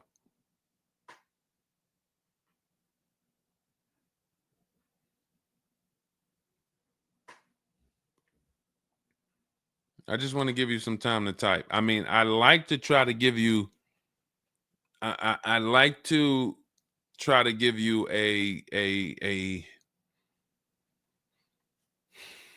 like, what would I do in this situation?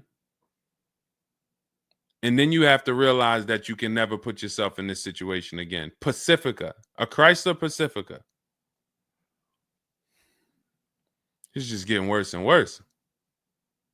$775.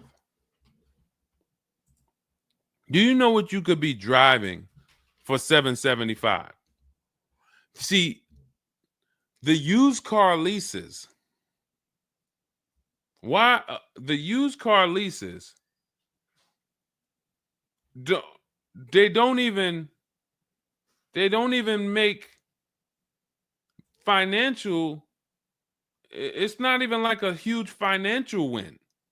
If you'd have told me I'm driving a Chrysler Pacifica and it's $300 a month, $250 a month, then I'd said, okay, well, maybe they're giving you a stupid deal. But I could show you 5 cars for $775 a month that are $80,000 and $90,000 cars, brand new cars. I'm sorry, for $775 a month, I can show you $775, $60,000 cars, $55,000 to $65,000 cars, no money down. I also traded in a Buick and they gave me $2,000 for that. Listen, dear. All right. They want to keep you in the car. God, how can you get out of this car? Oh man. And just so you know, some situations you can't get out of.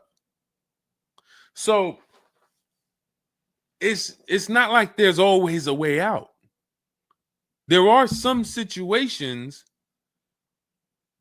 That's why the reason why I want you to have my book, 7 Steps, Cars from Home, 5-star rated, Google it. The reason why is because you're not going to, once you sign that paperwork, it's not as easy as you've been taught to just get out of it. If it's a bad deal, if it's an overpayment, you go switch your car, it doesn't mean you got out of that deal. You just got out of that car. You rolled over the negative equity to this deal. Car deals are like, once you sign them, the damage is done. And then it's about, all right, what's the best way to get out where I lose the least amount of money on this deal? But I'm going to lose. Negative equity, it's going to be there. So it's much better to arm yourself beforehand than to say, all right, I'm in this situation now. How do I get out of it? Because some situations can't be gotten out of. People used to walk into the dealership, they got 15,000 of negative equity. Oh man, you can't get me in nothing. Can't get you in nothing. Well, when I put you at this car, you see this car, you like it, right? Yeah, man, I like that. All right, I got you the $450 a month on that car. That's a good payment. Absolutely, man. Come on, I'll take that right now. Okay, now let's bring your $14,000 of negative equity over. Yet $450 a month. That goes up to now $700 a month. Oh man, shoot, man, yeah, nah, that I can't even afford that. But hey, here's the bad part. Even if you could afford it, the bank's not going to approve it. So it doesn't matter if you could afford it because the bank's not going to approve it. So you cannot get out of that car. So that's why you arm yourself now. That's why I'm telling you, before you need a car, before you go sign the paperwork, make sure that you are armed with the right information. So now, if in this particular case, and you have a cosigner, you put a cosigner on here, told us to wait 6 months, and then we can switch owner names and info. Every time I think this can't get worse, you make another comment, and it just gets worse and worse. They called me in yesterday to pick it up, and the same problems were present.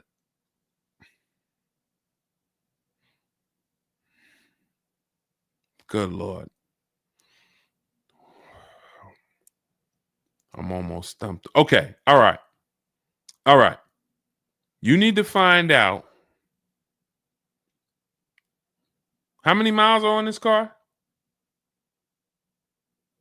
How many miles are on this car? This is not a good situation. So that's why it's harder. And what I'm about to tell you, it might not even work. You may just be stuck in it. I'm trying to see if we can slice it any way possible to give you some form of solution. But if they keep giving you the car back, same issues, 60,000 miles on the car. Okay, so what I would do is I'm gonna call and get the payoff. It's gonna be low. I mean, it's gonna be high. Call and get the payoff because your payment $775. I'm trying to see if you can sell your way out of it. Can you do a lemon law on a used car?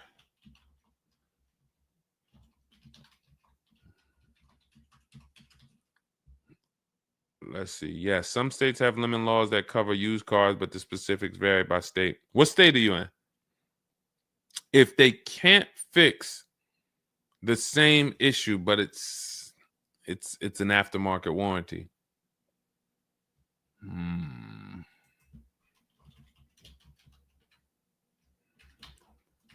What state are you in?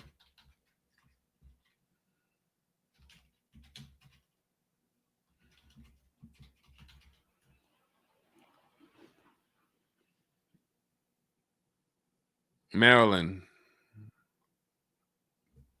Let me see. On a used car, Maryland.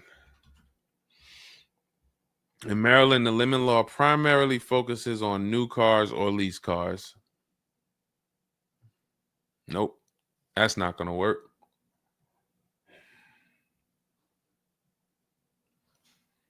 Jesus. I'm gonna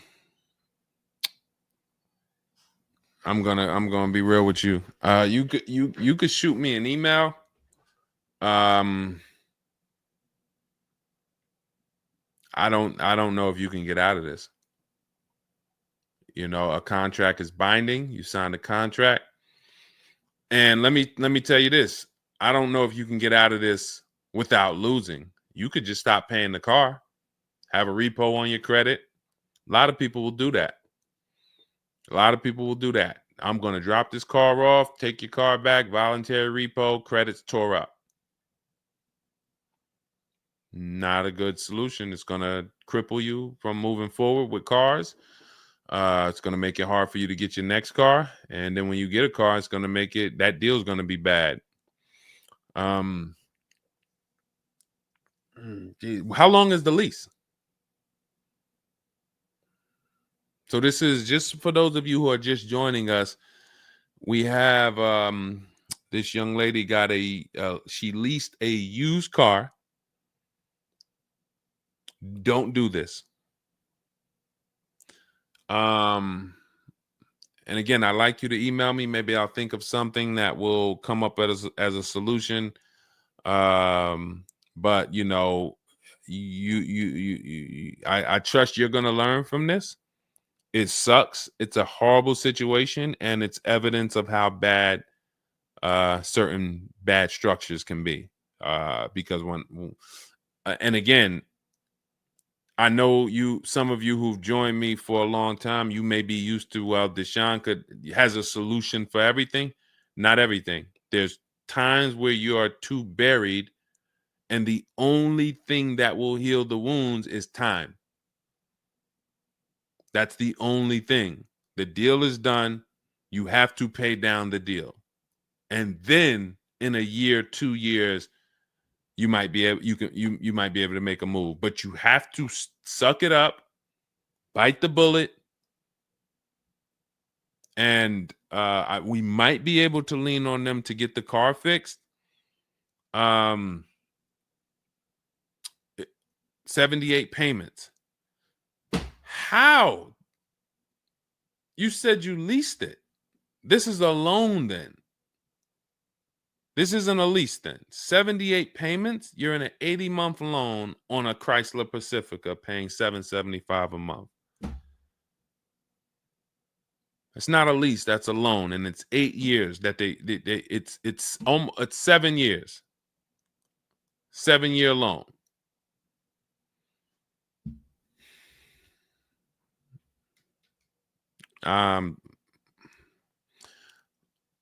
I mean, this is why I do what I do. You know, like, I don't want you thinking, okay, maybe you don't sign, maybe you don't make a mistake that is this serious, but this is cars. When I'm breaking down these big numbers and I'm throwing out these big numbers, oh, this is a $4,000 mistake. Oh, if you don't do this, yep, you're looking at about $4,000 or $5,000 you're gonna leave on the table.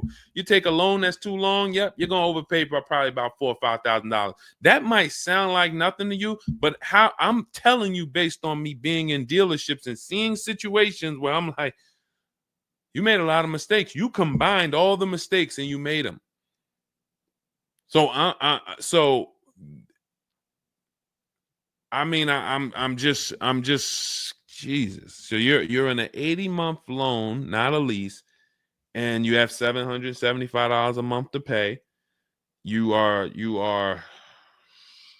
So that means that loan, just to give you an idea of how much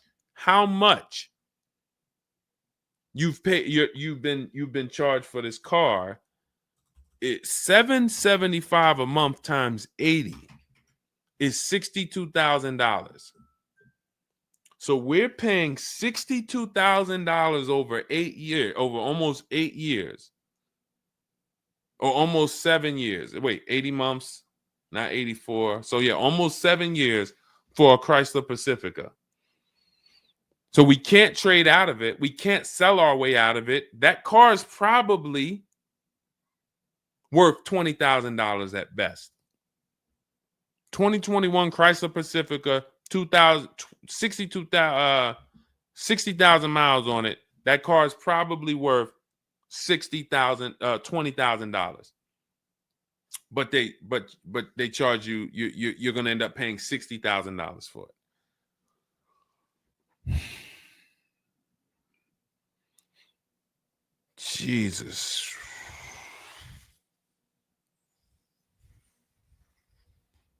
Most people will let the car go.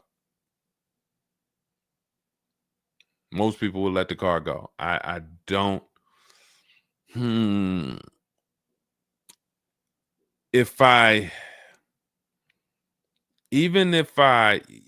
you run your negative equity, that is exactly what it's saying. 62,000.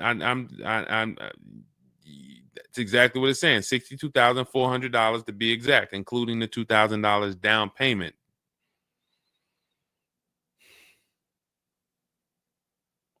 What's the name of this company that you did business with?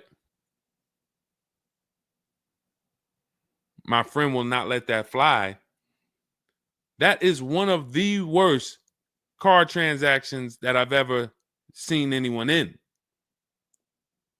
And your friend is on the deal with you as a co-signer. This is level 10 out of 10 bad. Rich Morton Mazda. Do you know what your credit score was roundabout when you made this deal? Rich Morton Mazda in Maryland. Everyone remember that name. Rich Morton Mazda in Maryland. Stay away from them. This is one of the worst deals I've ever seen. She is the main person they told me I could not sign the papers.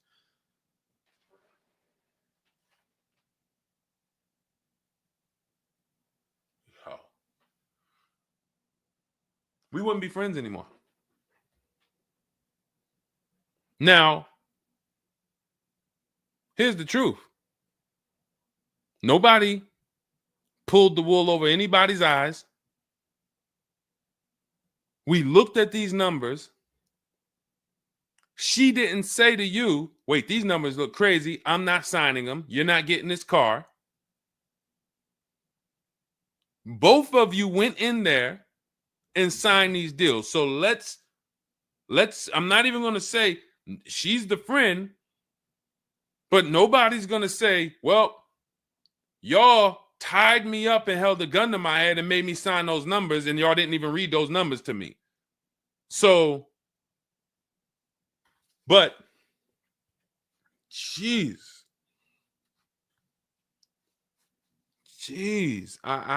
this, you're buried. You are buried in this car. The only way, and what's crazy is, even if you voluntarily let it go, you ruin your friend's credit.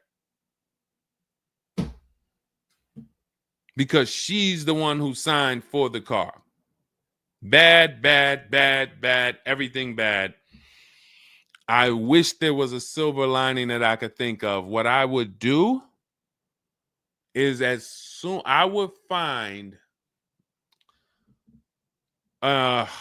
you need to find out how upside down you are. You need to go on CarMax, write down these 6 sites, write down these 6 websites. You need to go on CarMax, Driveway, Kelly's Blue Book, Cash Offer, Auto Nation, Carvana, Car Gurus, Cash Offer. And you need to see what that car is worth. Let's say they say the highest offer is $25,000. $25,000. The total of your payments is not what you owe. That's what you would have paid after 7 years. You need to call the bank and you need to get the payoff. That is what you do tomorrow morning. You go on those websites tonight or today. You find out what this Chrysler Pacifica is worth. And then you call the bank tomorrow or the next or whenever, and you get the payoff. And you need to know what that gap is. If that gap is $25,000, then I am trying to get out of that car, and it might not be this year. It might not be this year, but I need to right now. I would go into an electric car lease where I could get, like, there are certain electric cars, and if I was shopping them, I would choose a bunch of them that were 50. I mean, I got a couple people who've gotten Like Val, she just got her electric vehicle. Some of these electric vehicles people are saving. This is a 1.16, but even going back to Zafrina's first deal, she got an electric car and she probably got like close to 17 grand off the car. Milligan, I always use Milligan because she got one of the biggest discounts ever using what we use. It's an electric car, but she got, where's Milligan? I got to label these better, Dolan. Remind me I got to label these better because I cannot just cycle through these. Sean got 20 grand off. The reason why you need a car that when you shop your deals, you need like $30,000 off the price of the car. And because right now you're paying a high payment and the car is worth nowhere near what you're paying. So as you pay $775 every month, you're paying it towards an asset that is worth nowhere near what you're paying. You also need to find out if you have gap insurance. So I'm going to give you those 2 homework assignments. And then the next time we're live, you jump on the show and you tell us what you did. Those 2 homework. Find out if you have gap insurance. And then you need to get your payoff and go on those websites and get the cash offers and find out what the gap is. Because if the gap is $25,000, then what I'm doing is I'm shopping. If you listen, you get, before I tell you to get the book so that you can shop a bunch of different electric cars from home, you need to get $25,000 off the price of some electric car. While they still got the rebate, while they still got the incentives, those incentives are going to go away. When do the electric car incentives go away? Let's see. Hold on.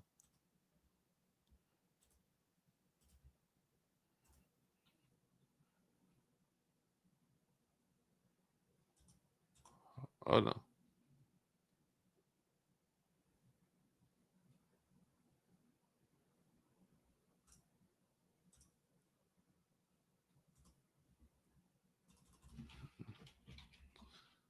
When do EV incentives? I'm going to tell you, you're probably going to see, we're not talking about tax credits.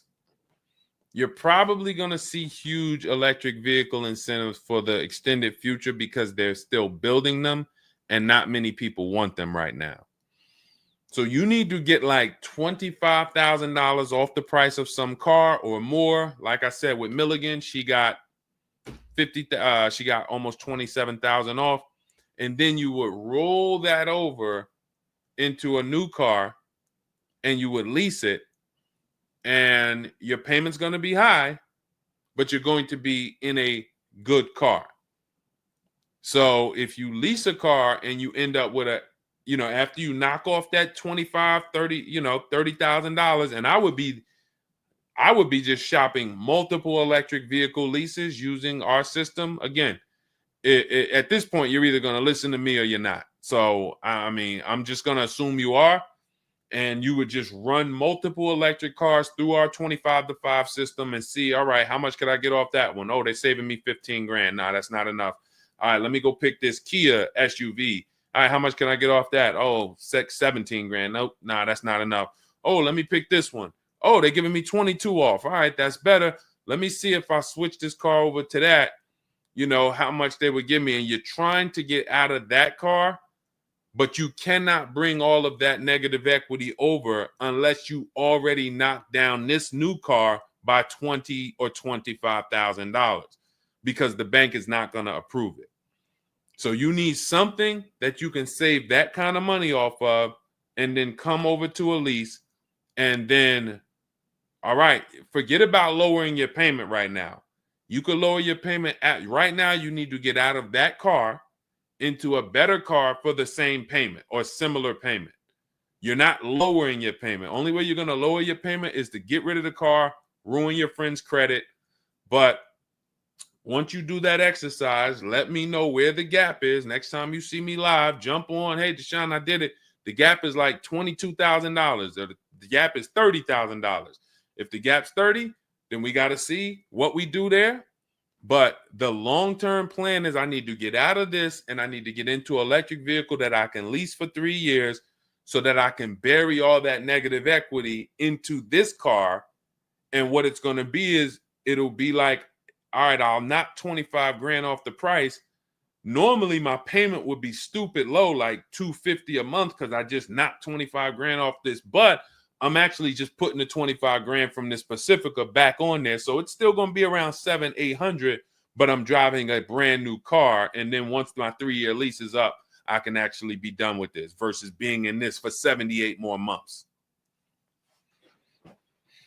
All right. So next time I'm live, jump on and, tell me you did the homework and we can see if we can actually, try to get you to some form or fashion of some type of end.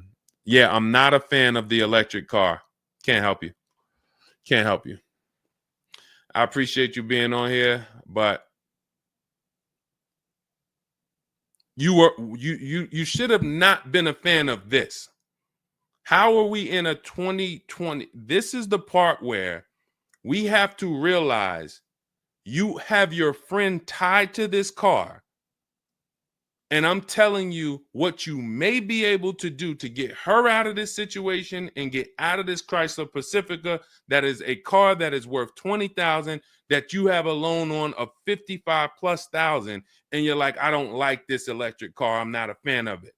I'm telling you, there's tons of them out there. We should not even have our friend on this deal. So be a quality friend. Don't be like the people who will come into the dealership, put their friend on a credit, on the credit. Hey, can you sign for me? I had one girl that would come in and she had her mom on one car, burned her mom, and they had somebody else from the church coming in here to sign for her to get another car because she burned her mother's credit. Didn't care about nobody. Do not be that person. You have someone tied. Your friend was nice enough to be on this horrible, terrible deal with you. Now you need to do something to show her you are trying to get her out of this deal, regardless of how you feel about the car, because you should be feeling terrible about the Chrysler Pacifica that you're in that we have an 80-month loan on. She is the one who put us in this situation and we are trying to go the best route. So how are you in the deal? Does the lease go from the day you got it to the anniversary date? It goes usually 3 years. How are you in the deal? When you're saying your friend is the one that put you in the situation,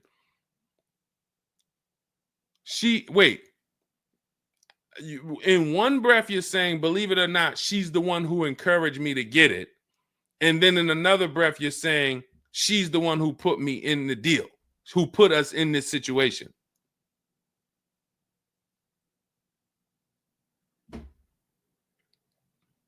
I don't care who put you in the situation. It's a horrible situation. So if you want, that is the only solution, and it may not even work. So let me just be clear. Lots of people on the show, they seem to be very interested in your story. This is a very interesting story. There's not many times I had to jump on this show and hear something where I'm like, you're probably not going to end up with another car. You're probably going to be stuck in that car for at least 3 years, paying down the balance because you owe too much on it.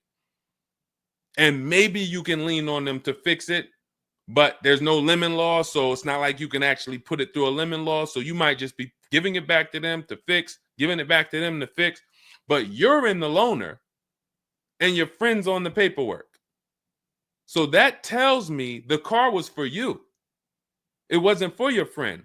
So your friend signed for the car knowingly, may have encouraged you to get the car. Yeah, girl, I'll do it. Listen, I want to see you win. Look, maybe didn't know what she was signing, didn't understand. All right, you're $775 a month. Can you afford that? Okay, yeah, I could afford that. Okay, perfect. All right, I'm going to sign for it. Didn't realize maybe it was for 7 years.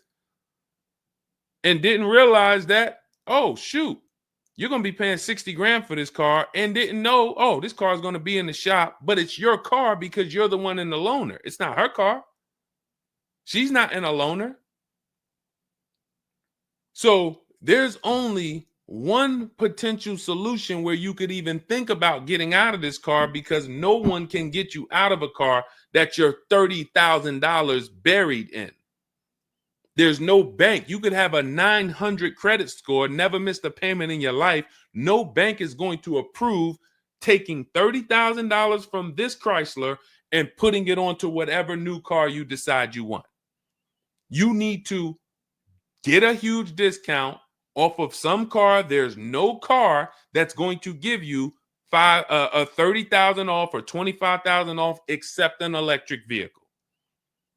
So if I'm telling you something that may not even work, but it's your only route, that's all you got. You want to come up with something else, repo the car, ruin your friend's credit, I got nothing to do with that. My only job is to try to provide and advise a solution to when people tell me, this is my situation, this is my goal. Normally people have 2 or 3 options. You have half an option. Like, you ever play spades? 1 and a possible, 3 and a possible. You have none and a possible. The possible might not walk. But I'm telling you, do this exercise, and then we can see if that possible will walk. If it doesn't, you got no books. You stay in the car, and that's your only option. It's a bad situation. One of the worst I've ever seen. And I'm not saying that to beat you up. I'm saying that so you realize the severity of the transaction. So if I have to bite this bullet and I got to pay this car for the next 2 years, 3 years, it's because I'm in a bad situation. And then when I pay down this car, maybe I can make a different move in 2 years. And then I'll be much wiser before I make my moves, so that I never end up in this situation again. Okay? So for everybody who joined, this was great. Again, my goal is to keep you from ever making mistakes. Every mistake you make on a car transaction costs you thousands of dollars. There is no the least expensive mistake you could make is getting gap insurance when you didn't need it. Getting gap insurance when you didn't need it, you just paid probably $400 or $500. You didn't need it. All right, you lost $400 or $500. That's the least expensive mistake you can make on a car. Everything else is thousands of dollars, $2,000 mistakes, $5,000 mistakes, and more. So you can avoid every mistake by having a step-by-step checklist. If it's in Deshone's book, I do it. If it's not in his digital book, I don't do it. So there's no way I'm going to make a mistake. That's okay, TJ girl. We'll be back tomorrow. If I'm giving you a checklist, check, do this, check, check. You're doing everything I say do. There's no room for a mistake. You're not following an almanac. You're following a checklist. That's why my book is called Cars from Home, 7 Steps to Saving Time, Money, and Avoiding Dealerships. Step 1 through 7, check them off. You do car transactions mistake-free.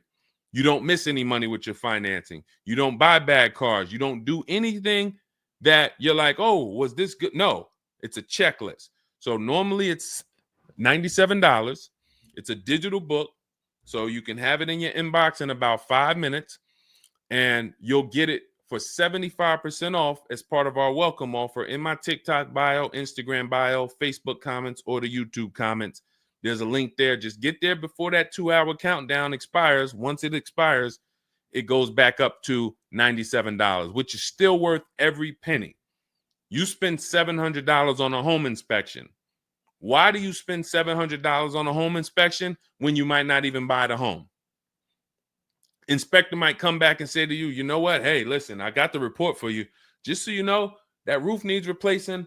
Those boards, the electrical system in the back, there's a lot of stuff that's not up to code. And then in the basement, you got some water coming in through the foundation there. Listen, house needs a lot of work. Here you go, $700. You and your family might not buy that house. Do you say to yourself, man, I wasted that $700, man, we could have kept our $700? No. You say to yourself, man, I'm glad we got that home inspection, man. We would have been in trouble. So this is how we approach cars. This is how people who I show you throughout the stream approach cars when they're working with cars from home. They're like, I want to make sure that if I can spend $24 and get Deshone's book, and that is my form of a home inspection, that's me guaranteeing I don't make a bad move, then I'm going to go spend that. And if I miss the $24 price and it's $97, then I'm going to go spend that to make sure I don't go out here and make a $5,000 bad decision. That's what we hold ourselves to. Thank you, Stephen Nash. Good to see you. So go grab your copy before the countdown expires. Get it for $24 instead of $97. It's in my TikTok bio, Instagram bio, YouTube comments, or the Facebook comments. And then use that step-by-step. New cars. Everything is in there for you to shop empowered, mistake-free, for you to be the prize. You deserve to be the prize. There is nothing else that you would spend $10,000 or $50,000 on, or some of you are going to get a $100,000 car. There's nothing else that you would go in spending that money on, and you wouldn't feel like you're the prize. You wouldn't go into the mall to spend $40,000 and say, y'all better get the velvet ropes. If you went into the mall to make a $40,000 decision, you'd be, hey, close this store down. I'm about to spend $40,000. You be bringing champagne out. All right, close the velvet ropes. Where's the velvet ropes? Everybody stay outside. This person's about to spend $40,000. But a $40,000 car, you go in and you'll take the mistreatment. You'll leave buyer's remorse. Not anymore. When you make the decision to get your book, follow these steps, you are mistake-free. You'll save all the money. And then when you drive off in your car, you feel like you're the prize. This dealer won my business. That credit union, that bank won my loan. This deal, buyer, Carvana, CarMax, Driveway, they got to buy my old car because they put the best bid up. Everybody won a bid.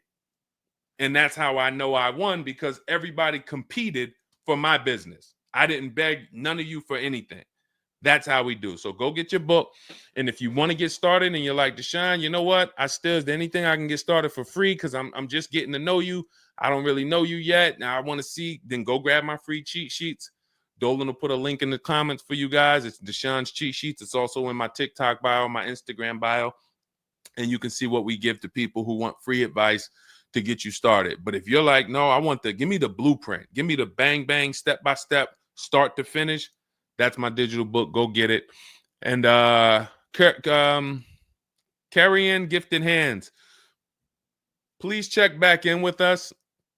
Let me know when you do that exercise how big that gap is between what the Pacifica is worth and what the cash offers will buy.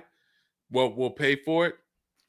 And then hopefully you can get to some solution. So I appreciate you sharing the story. I appreciate you being forthcoming, and certainly we'll wait to hear from you. Thank you everybody for joining us. We've been on here for almost 2.5 hours. It was a longer show, but I hope you all got a lot out of it. We talked a lot about all different things. Yeah, that's Denzel on the bookshelf. Absolutely. I got a lot of people on the bookshelf. I got Lucille Ball on the bookshelf. I got Miss Harriet Tubman on the bookshelf. Mr. Marcus Garvey. Who knows who that is?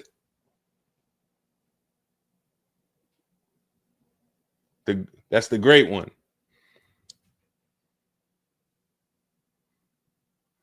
Y'all know what it is. I only have the greats around me. Alexis Chu, you don't know who that was? Who could tell Alexis who that last person was?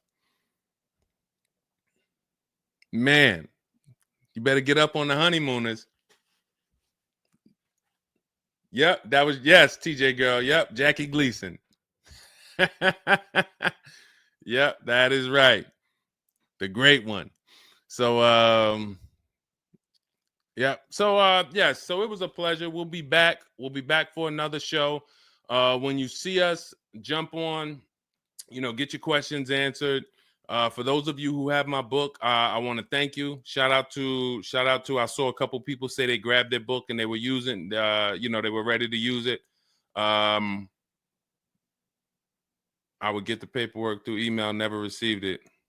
I need your help. I bought 2 brand new cars. I was told I would get the paperwork by email, never received it. So call the dealership. Call it. You bought 2 brand new cars. You said you would get the paperwork by email. You never received it. Call the dealership and, hey, where's my paperwork? Ask for the finance manager. Where's my paperwork? That's what you do.